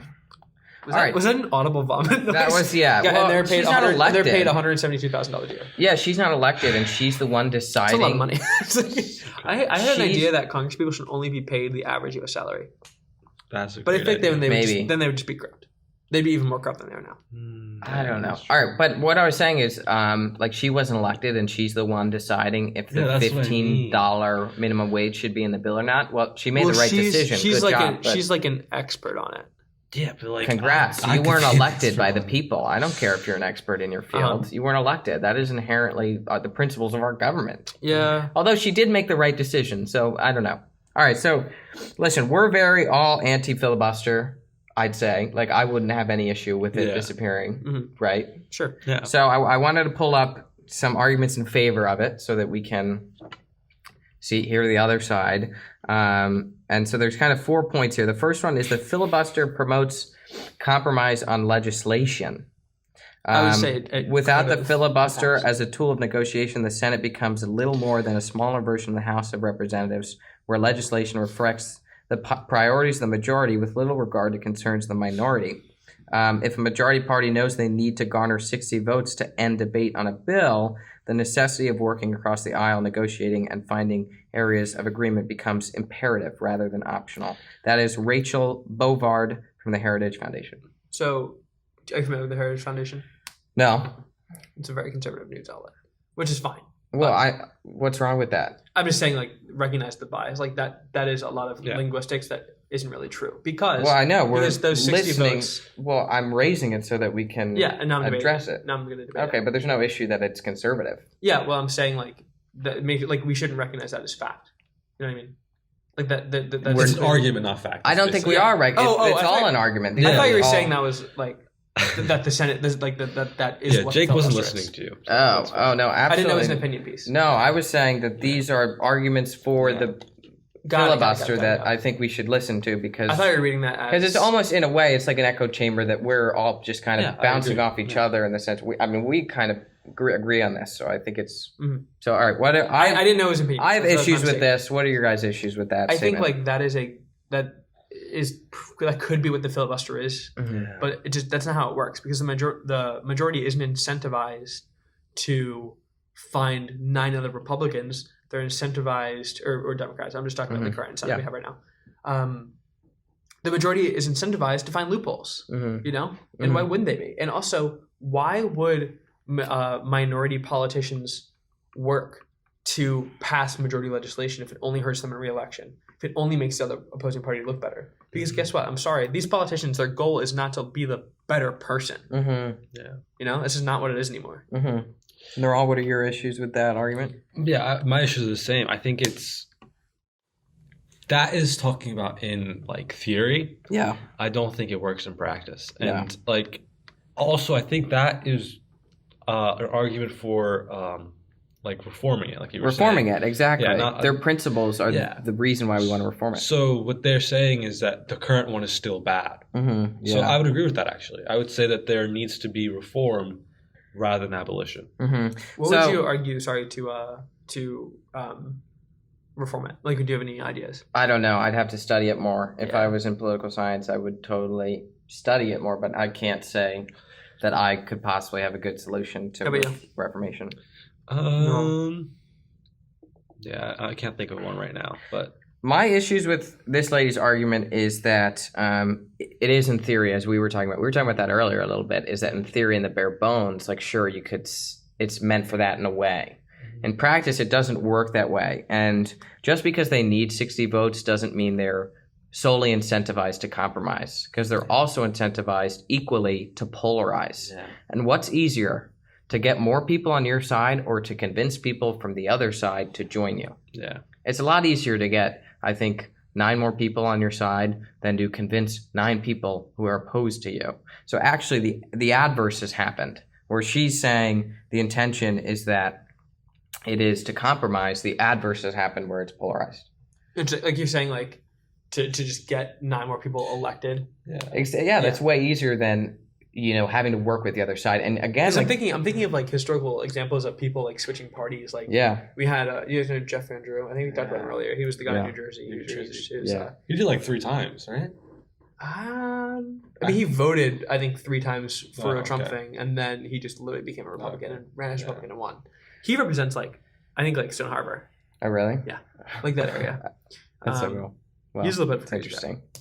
Because there's so few people there that vote from Stone Harbor, like in like Avalon and those beaches and a lot of that area of New Jersey, that I think he's just like, he's a little kooky. If you hear him talk. But I think this kind of goes back to what you were saying, Jake. We go down such rabbit holes, like it's so weird. I think it goes back to... I'll show you one of his speeches. You can. What you were saying in the sense that... Wait, who is this guy? I totally lost. Wait, who does he represent? New Jersey. Oh, he's in the House? He was introduced he was introduced the other day as he looks like a nice man. He's a nice man, but they have like a thing with him is they only introduce him as like. So when you yield time to other Congress people on the floor, you will say like to my friend from New Jersey. You won't say like to Jeff Andrew for some reason. I don't know why. I think that's just culture. Is there a rule Maybe against it's it? respect. I don't know. I think it's respect. But it's weird. They've developed this weird culture when they introduce him as they only say like to the best dressed man in the house, and they'll be like to the most fashionable man in the house. That's and hilarious. It is like such a weird thing where like Wait, I feel like his fashion is pretty average. it is really like, Maybe that it's was, maybe I think because it's just the coat. You see that? oh, that is kind of nice nice. coat. Maybe that's because though I'm just like not fashionably enlightened. Like all those suits basically look the same to me. You know what I mean? I agree. He's a little kooky. He looks like a very nice guy. You know, he's like, oh, what did I do? I don't think we know. We're currently looking at pictures of Jeff Andrew, by the way. Like, he is a saint. Yeah. Protect him. At Should all I costs. continue reading these? Yeah, go for it. Okay, so the other one is that the filibuster provides constraints on majority power. I think we already addressed that in the sense that, like, in theory, yeah. But no, the adverse effect, unfortunately, has been that it has polarized. Here's another one. The filibuster supports public confidence in American governance. This is from Daniel Lips, the Federalist Society. He says, historically, the Senate was designed to work its will to reach a consensus rather than to react to the passions of the day and simply implement the will of the majority. We can already see the cost of eliminating the need for bipartisan support for nominations. It has eroded public confidence. Dude, okay. I don't know how I feel about this one. I don't even know what he's saying, honestly. Okay. I think this is based. Sorry, I just looked up the Federalist Society. It's a pretty textualist interpretation of the Constitution. Yeah, but why would they be in support of the filibuster then? Yeah, I'm confused. If they're textualists, if they're for the original version of the Constitution, not original, but like that type of thing. Well, I think the abolition of the Constitution is a lot more, like radical in their eyes, because the filibuster is a part of the Constitution. Really? Yeah. Wait, why? It provides unlimited talking time for Senate. Where is Senate it? members. Where is it in the Constitution? I'll find it. It's Article 1, Section. I did not know that. I didn't know that either. I thought you in your intro. I thought you said like it came about in the 1800s. It started being weaponized. Okay, so what this guy? All right, I think after reading a little more, I understand it. What he's saying is that the Senate was designed to debate and come to a consensus, and the filibuster allows them to have debate, have a voice. He's saying that the Senate is not just there to vote on a law and implement majority. It's there to craft law. That's what he's saying. So the filibuster is not codified in the U.S. Constitution, but rather has been incorporated into Senate practice through the standing rules of the Senate. It was formally introduced in 1806. But I think, interesting. So yeah, that goes back to why would that's society... not very original. So why would the Federalist Society support it? I don't know. I'm sure they have their reasons. Good reasons, but yeah, my argument against that would be what you're saying is that he's saying he's saying is that it. This is you. You wrote this op-ed and made a pseudonym. Well, he's saying the filibuster encourages debate. Yeah, he's saying it encourages the fact that the Senate was meant to craft bills, not just pass the will of the majority. And then I would go on to disagree. I would say again, it's the same thing. Practice, it doesn't work like that. Yeah, green eggs and ham is not policy. Exactly. Debate. Theory. Also, it's all their arguments are based on the theory of it. And listen, I can get behind the theory of it at its bare bones, in the sense that we need to have compromise and we need to come to a consensus about a bill, both the minority and the majority. But doesn't work. The adverse effect, I know I'm being redundant here, but has been polarization. We've actually seen a lot of bipartisan legislation when it comes to position nominations, because I think some Republicans know that, because the Senate's 50-50 right now, with a tie-breaking vote from the vice president. So I think there is, I don't know, what are your guys' thoughts on that? Thoughts on the vice president being a tiebreaker in the U.S. Senate? I like it. You're cool with it? I'd have to study it more. I think it makes it so that like the president, like the party of the presidency only has to get 50 votes, not like has to get 50 seats, not 51 like the minority does. I don't know if that's. I don't know if that is remarkable. I don't know if there's something to say about that, but I think it's interesting. I don't know. I think it's fine. I mean, it's the way it's always been. So yeah, I don't see a problem. You're not going to get your hangs in a bunch of Yeah, I just agree saying. with that. I'm not overly pissed about it. I don't know if I love it or hate it. Yeah, it's just kind of there. Yeah, it's just kind of there. The final kind of argument for it, I think that these are a little repetitive, but the final argument for it is that the filibuster reinforces the structure of the Senate, and they say it's unjust in practice, or it's unjust because it's nothing short of an assault on the rights of the millions of Americans represented by the Senate minority, an assault that will have devastating consequences for our republic and our system of constitutional norms, including our most fundamental rights. So I I disagree with that. Just because, like, I think that isn't? I think that Yeah, I I, just think don't that's think it fear mongering. It's saying like Maybe. removing this will remove the fundamental rights of our system. also, like, it's not that. it's saying it like with like uphold Senate structure. Yeah. Say it does the opposite. Yeah. Like, No. do you know the rules I just had to read about like budget reconciliation and the Yeah. way that like a cloture motion works? I think That's not how government. That's not like the Yeah, founders. I think you all know, four of these integrated. were the same argument. Yeah. We're just that the minority doesn't Needs to have a needs to voice. have a voice, which we all agree with. Yeah. I And wish, we'll see. I mean, we'll see how like. I mean, the Democrats are just the minority in the Senate for what 2-4 years, yeah, and like they filibustered. yeah. they need to be I wish filibustered. John Cooper, Daniel Lips, Mark A. Thiessen, and Rachel Bovard were here so they could actually respond to our criticisms of their argument, because it is a little one-sided right now. But at least we looked at their arguments. So Yes. All right. Do you think that's a good place to stop? that is a good. The last Too much spot. There's a lot of government we got going on. It's a here. lot of government. I'm sorry to say, my last talk is about government as well. Seriously. It's That just is- to do with government. It's Okay. more human based. All right. Well, let's get into it. The last spot. The ultimate spot. Because it's the best. Okay. So what I want to talk about is the humanity of a jury. And what I mean by that is, in America, it is in a criminal case, you are entitled to a trial by jury, in which the jury is said to be unbiased. Mhm. Now, over the past month, we had one of the biggest trials, I would say the biggest trials of our lifetime, Mhm. where Derek Chauvin is on trial for the murder Was that concluded? Of George Floyd. of George. The defense rested, I think, Thursday. But Okay. it, But there's no the verdict hasn't been given. verdict hasn't been given. Okay. They're on what's it called, recess. Recess. Right. Okay. Well, I hope there's justice. I do as well. But how are we to say Derek Chauvin got a fair trial? Because every juror on that jury bench came into that, I would say, trial with a preconceived bias about either where he killed, if it was a murder or was not. Because like even in when I'm introducing this topic, I'm calling it a murder. You mean through the media that they've Yeah. had a predisposed Yeah. bias? Okay. Wait, why wouldn't you call it a murder when somebody kills somebody else? Why is it not a murder? Because you can't. That's not an unbiased word. Why? Because a murder Because is, I think is some a people crime. wouldn't call. Well, I think it by fact it's I think a it's a murder. murder when a person Because kills another person. he how's that not directly, murder? because He Niral, killed he him. directly killed him. But that's what that's the part of the prosecution's case. The defense case saying he didn't kill him. Well, you have to prove that he didn't kill him intentionally. Yeah, but that's he still But that's killed still him. murder, right? That's not murder. That's manslaughter. Oh, that's manslaughter. That's different. Okay. It's a different word. Like even when I'm talking about All these legal terms. Sorry. I know. No, it's good. But when I'm talking about Bash my head. No, to the it's wall. interesting. I just don't know them as Yeah. well. I don't know them well, but Because it's I hate like it's like the second degree homicide and then they're, see, I don't even know what you're they're saying. not right even now. charging him for a first degree homicide, are they? third degree murder. That's Yeah, what like it is. Third degree murder. Yeah, I think so. It's not first degree murder. first degree It's not murder is like when you like premeditated.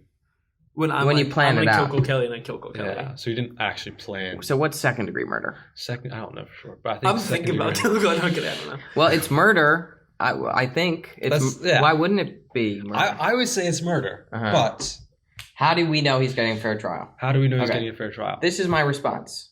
So we never know if anyone ever has a fair trial, ever. We can only do our best to make sure that the jury is unbiased. And the way they do that is like they'll ask you questions beforehand, like, are you against ruling for the death penalty for someone? And if you are, you will be removed from the jury. Yeah. But then again, questions, people could lie. You know what I mean? So there's no infallible system. Yeah. But we have to try our best. But do you think that my point is that should a jury be human? Like, Should it be robots? You're saying? I'm saying, does it? Because in any, if it's human, it has to have flaws. Because humans are flawed, so the jury's there's always no going to be fair flawed. trial. That's what I'm saying. Okay, well, wow. Do you So, agree? yes, no, I agree with you that it's always going to be I think flawed. it gets to a point where like, murder should be murder. This is so interesting because it's Okay, gotten so into... I think it has more implications on culture and race than anything else. What I think you guys gave me looks without allowing me to elaborate on what I was saying. Okay, keep going. I need you to both say apologize. We have an open mind right now. We have the biggest... We allowed you to talk. We just gave you a look of And it was bewilderment. We have the... pre-coordinated, it seemed like. Yeah. Basically, I'm thinking of... You guys know who Emmett Till is? Yeah. Yeah. All-white jury. Yeah. I don't know where I'm going with this. Wait, but are you saying just the fact that they're white doesn't give them... No. I'm saying, like, there's been calls to make juries representative of... Population? Yeah. Okay.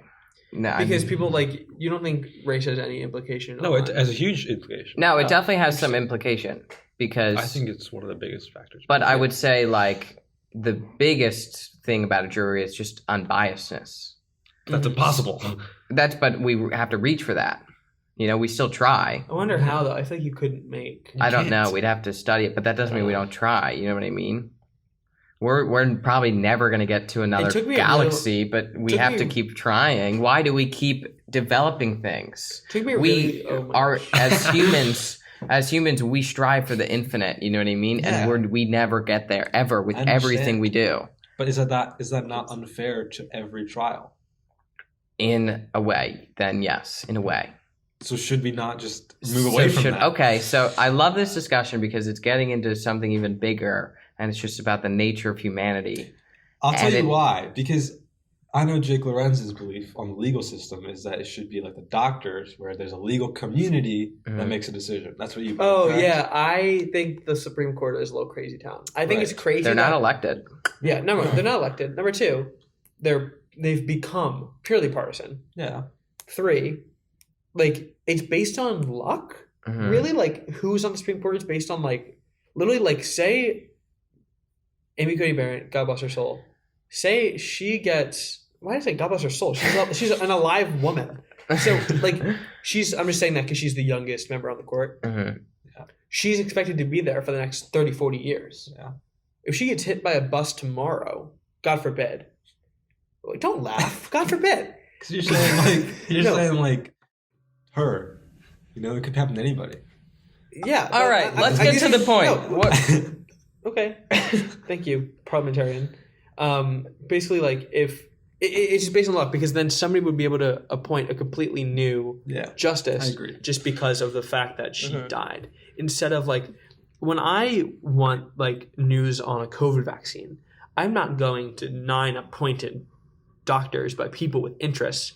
I'm going to the broader medical community. I'm going to, panels and associations of doctors who with varying degrees of knowledge. And I feel like why isn't our legal system like that? Mhm.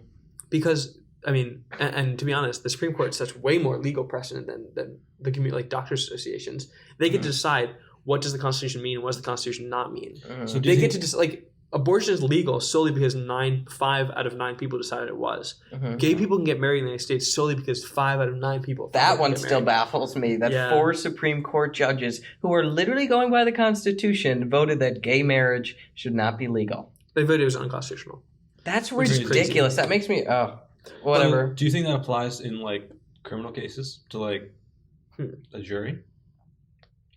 It'd be really difficult to organize it. Yeah. And also prevent bias, especially at that capacity. Yeah. But I think the idea is there where these people, like, I don't know, I feel like luck shouldn't have such astonishing influence Impact. on truth. Yeah, also luck in the sense of, like, the opposite of luck, in the sense that, like, Alzheimer's, like, the West Wing addressed this, or something, like a Supreme Court member who's sick. And, like, if it's like a mental disorder, what do you do? Is there something in place to remove a justice? And also, like, No, is there? Like, seriously, Yeah, I'm asking. yeah. How do you remove a Supreme Court justice? I think a majority of Congress has to get rid of them. I don't They think can, that's true. they can get impeached, yeah.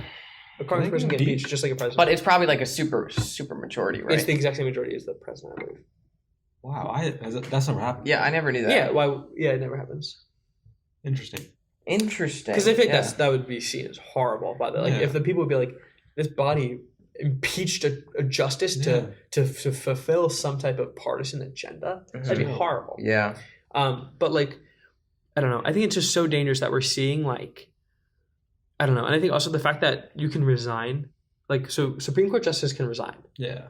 So what's happened historically is that somebody is like, The president asks them to resign. exactly. The president asked RBG to resign, and she said no because she wanted Good for her.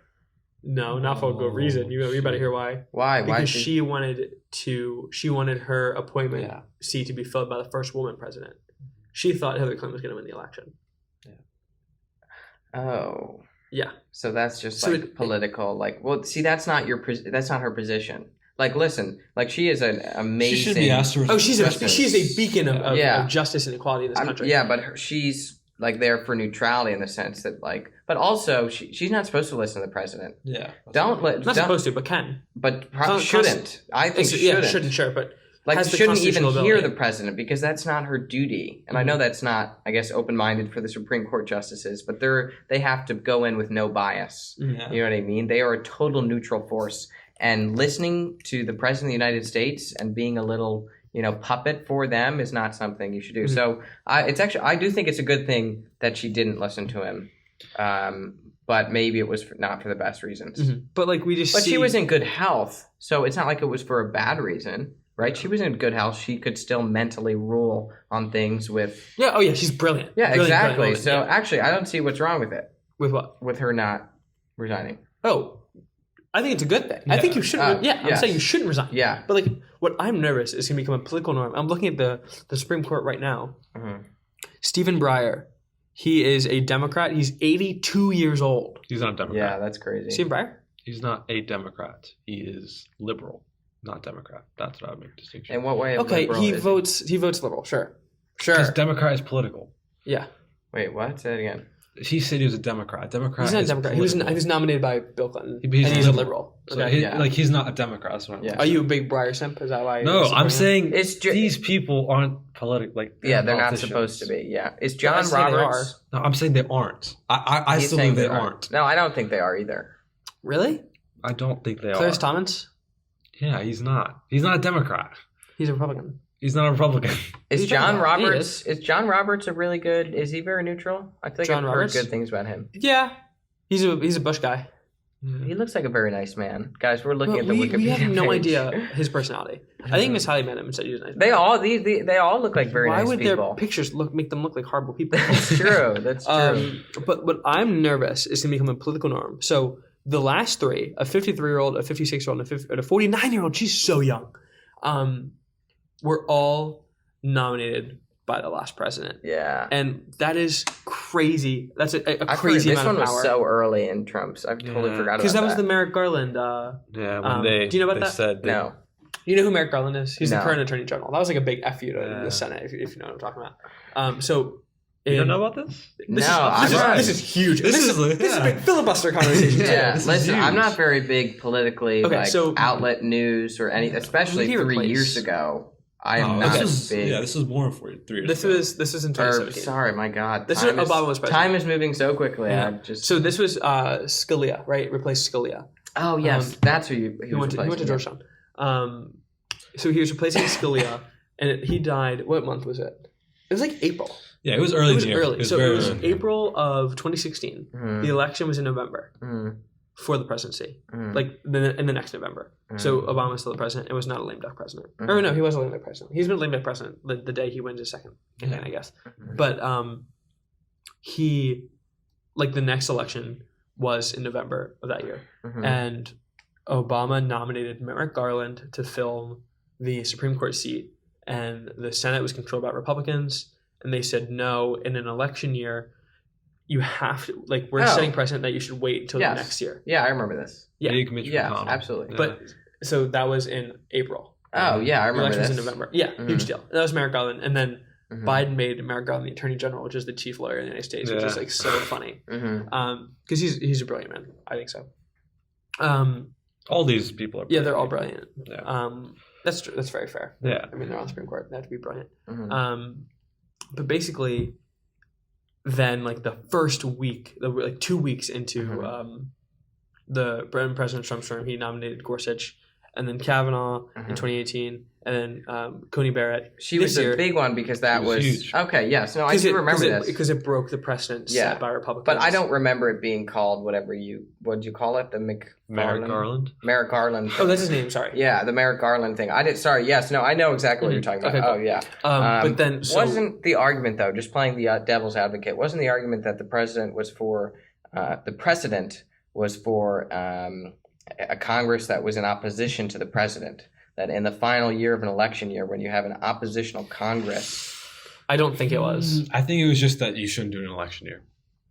I'm fairly confident it was the same thing as well. I think there's a video of what's his name? Lindsey Graham. I saw that. Saying, you use this against me.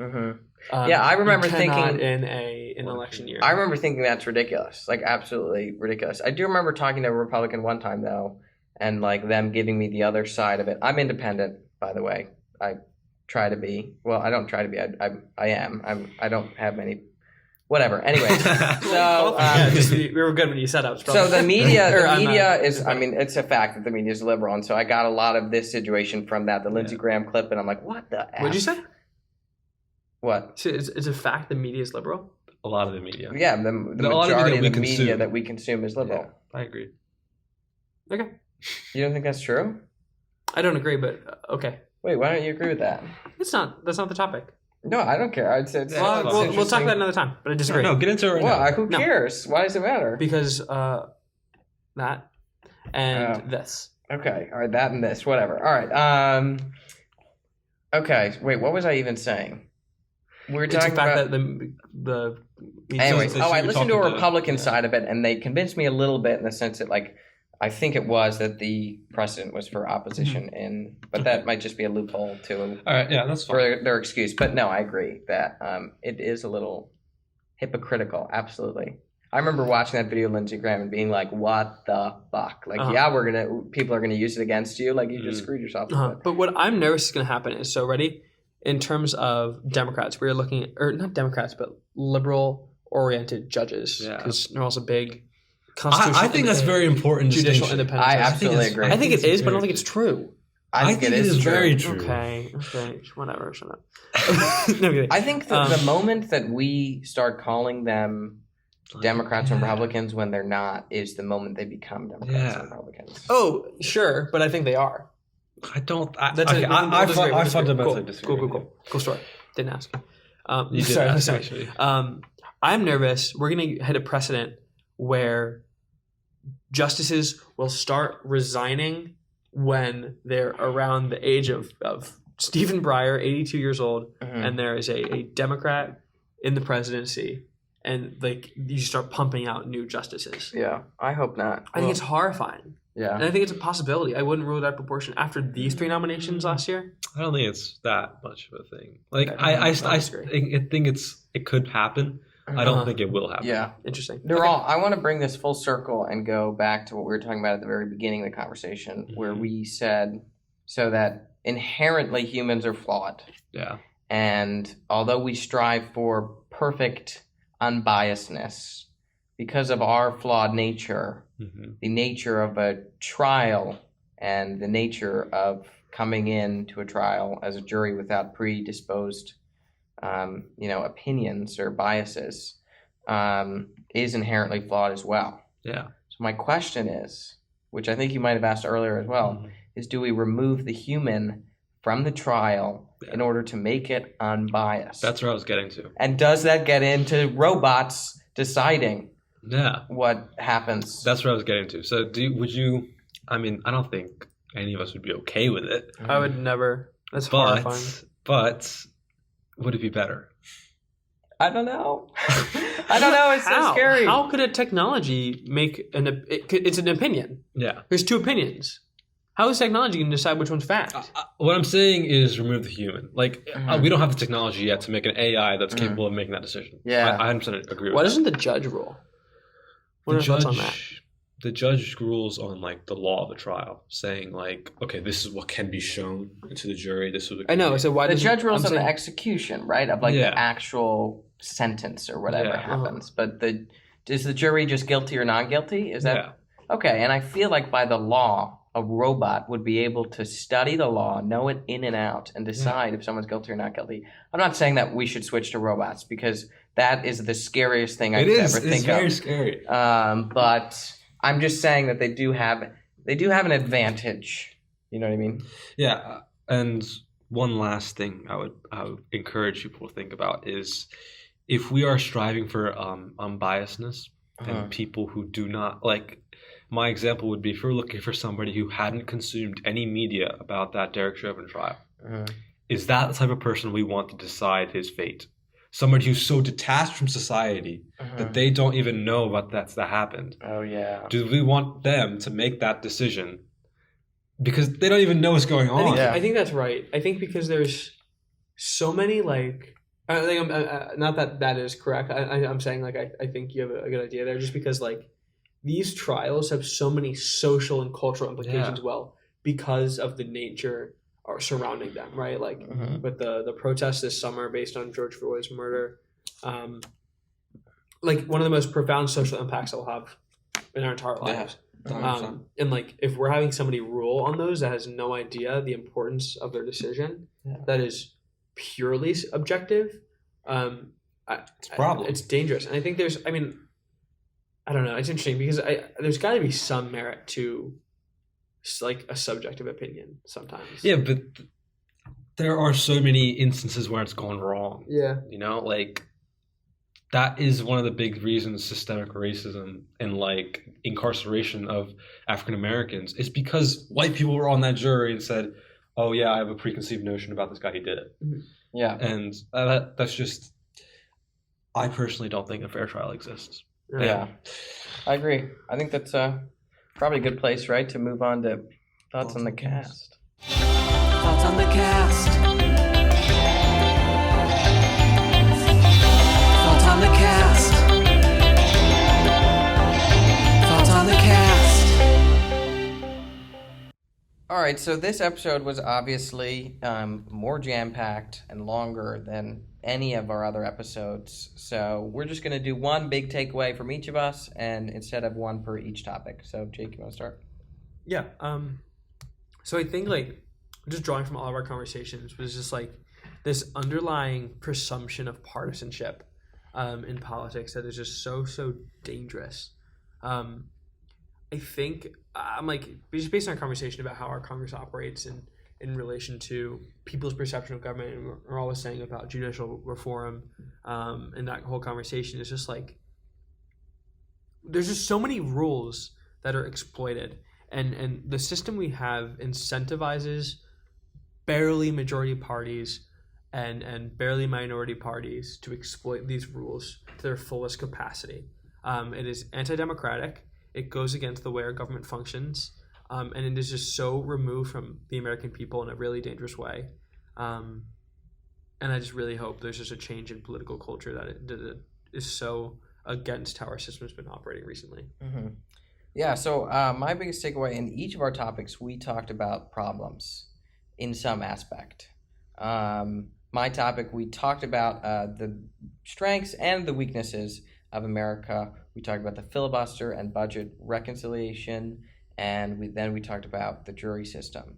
And I think there are a lot of problems, but my biggest takeaway is that I think we should just trust in people, trust the process. Like, it's difficult, but like we can figure this out and we can keep getting better as a society and as a world and as a country, as a people. And then I guess this is a second one, but my second takeaway is we hold government to a standard. This episode was very government focused. In order to hold government to a standard and be justified in that, we got to hold ourselves to a standard as well. So I think we need to be self-aware of our own biases and predisposed opinions. So just be self-aware, I think, is a very important thing. It's very difficult, but yeah, I agree. I think biggest takeaway for me was that our biggest strength was in what me and Cole said was our unity in America, and that is something that we need to explore and use in the filibuster, in the legal system, in all avenues of our lives. That we need to be unified and not, I mean, this is a common theme of all of our episodes, but not look at each other as ideas and look at each other as people. Absolutely. Yeah. So that's all for today. We hope you enjoyed the conversation. You can find me on Instagram at cole.2.kelly, and you can find Jake on Instagram at jake.lorenz. And you can find Niral nowhere because he doesn't have a life. Feel free to follow our podcast Instagram at The Open Minds Pod and our TikTok at The Open Minds. Thanks, everyone. We hope to see you next week. And remember to always keep an open mind.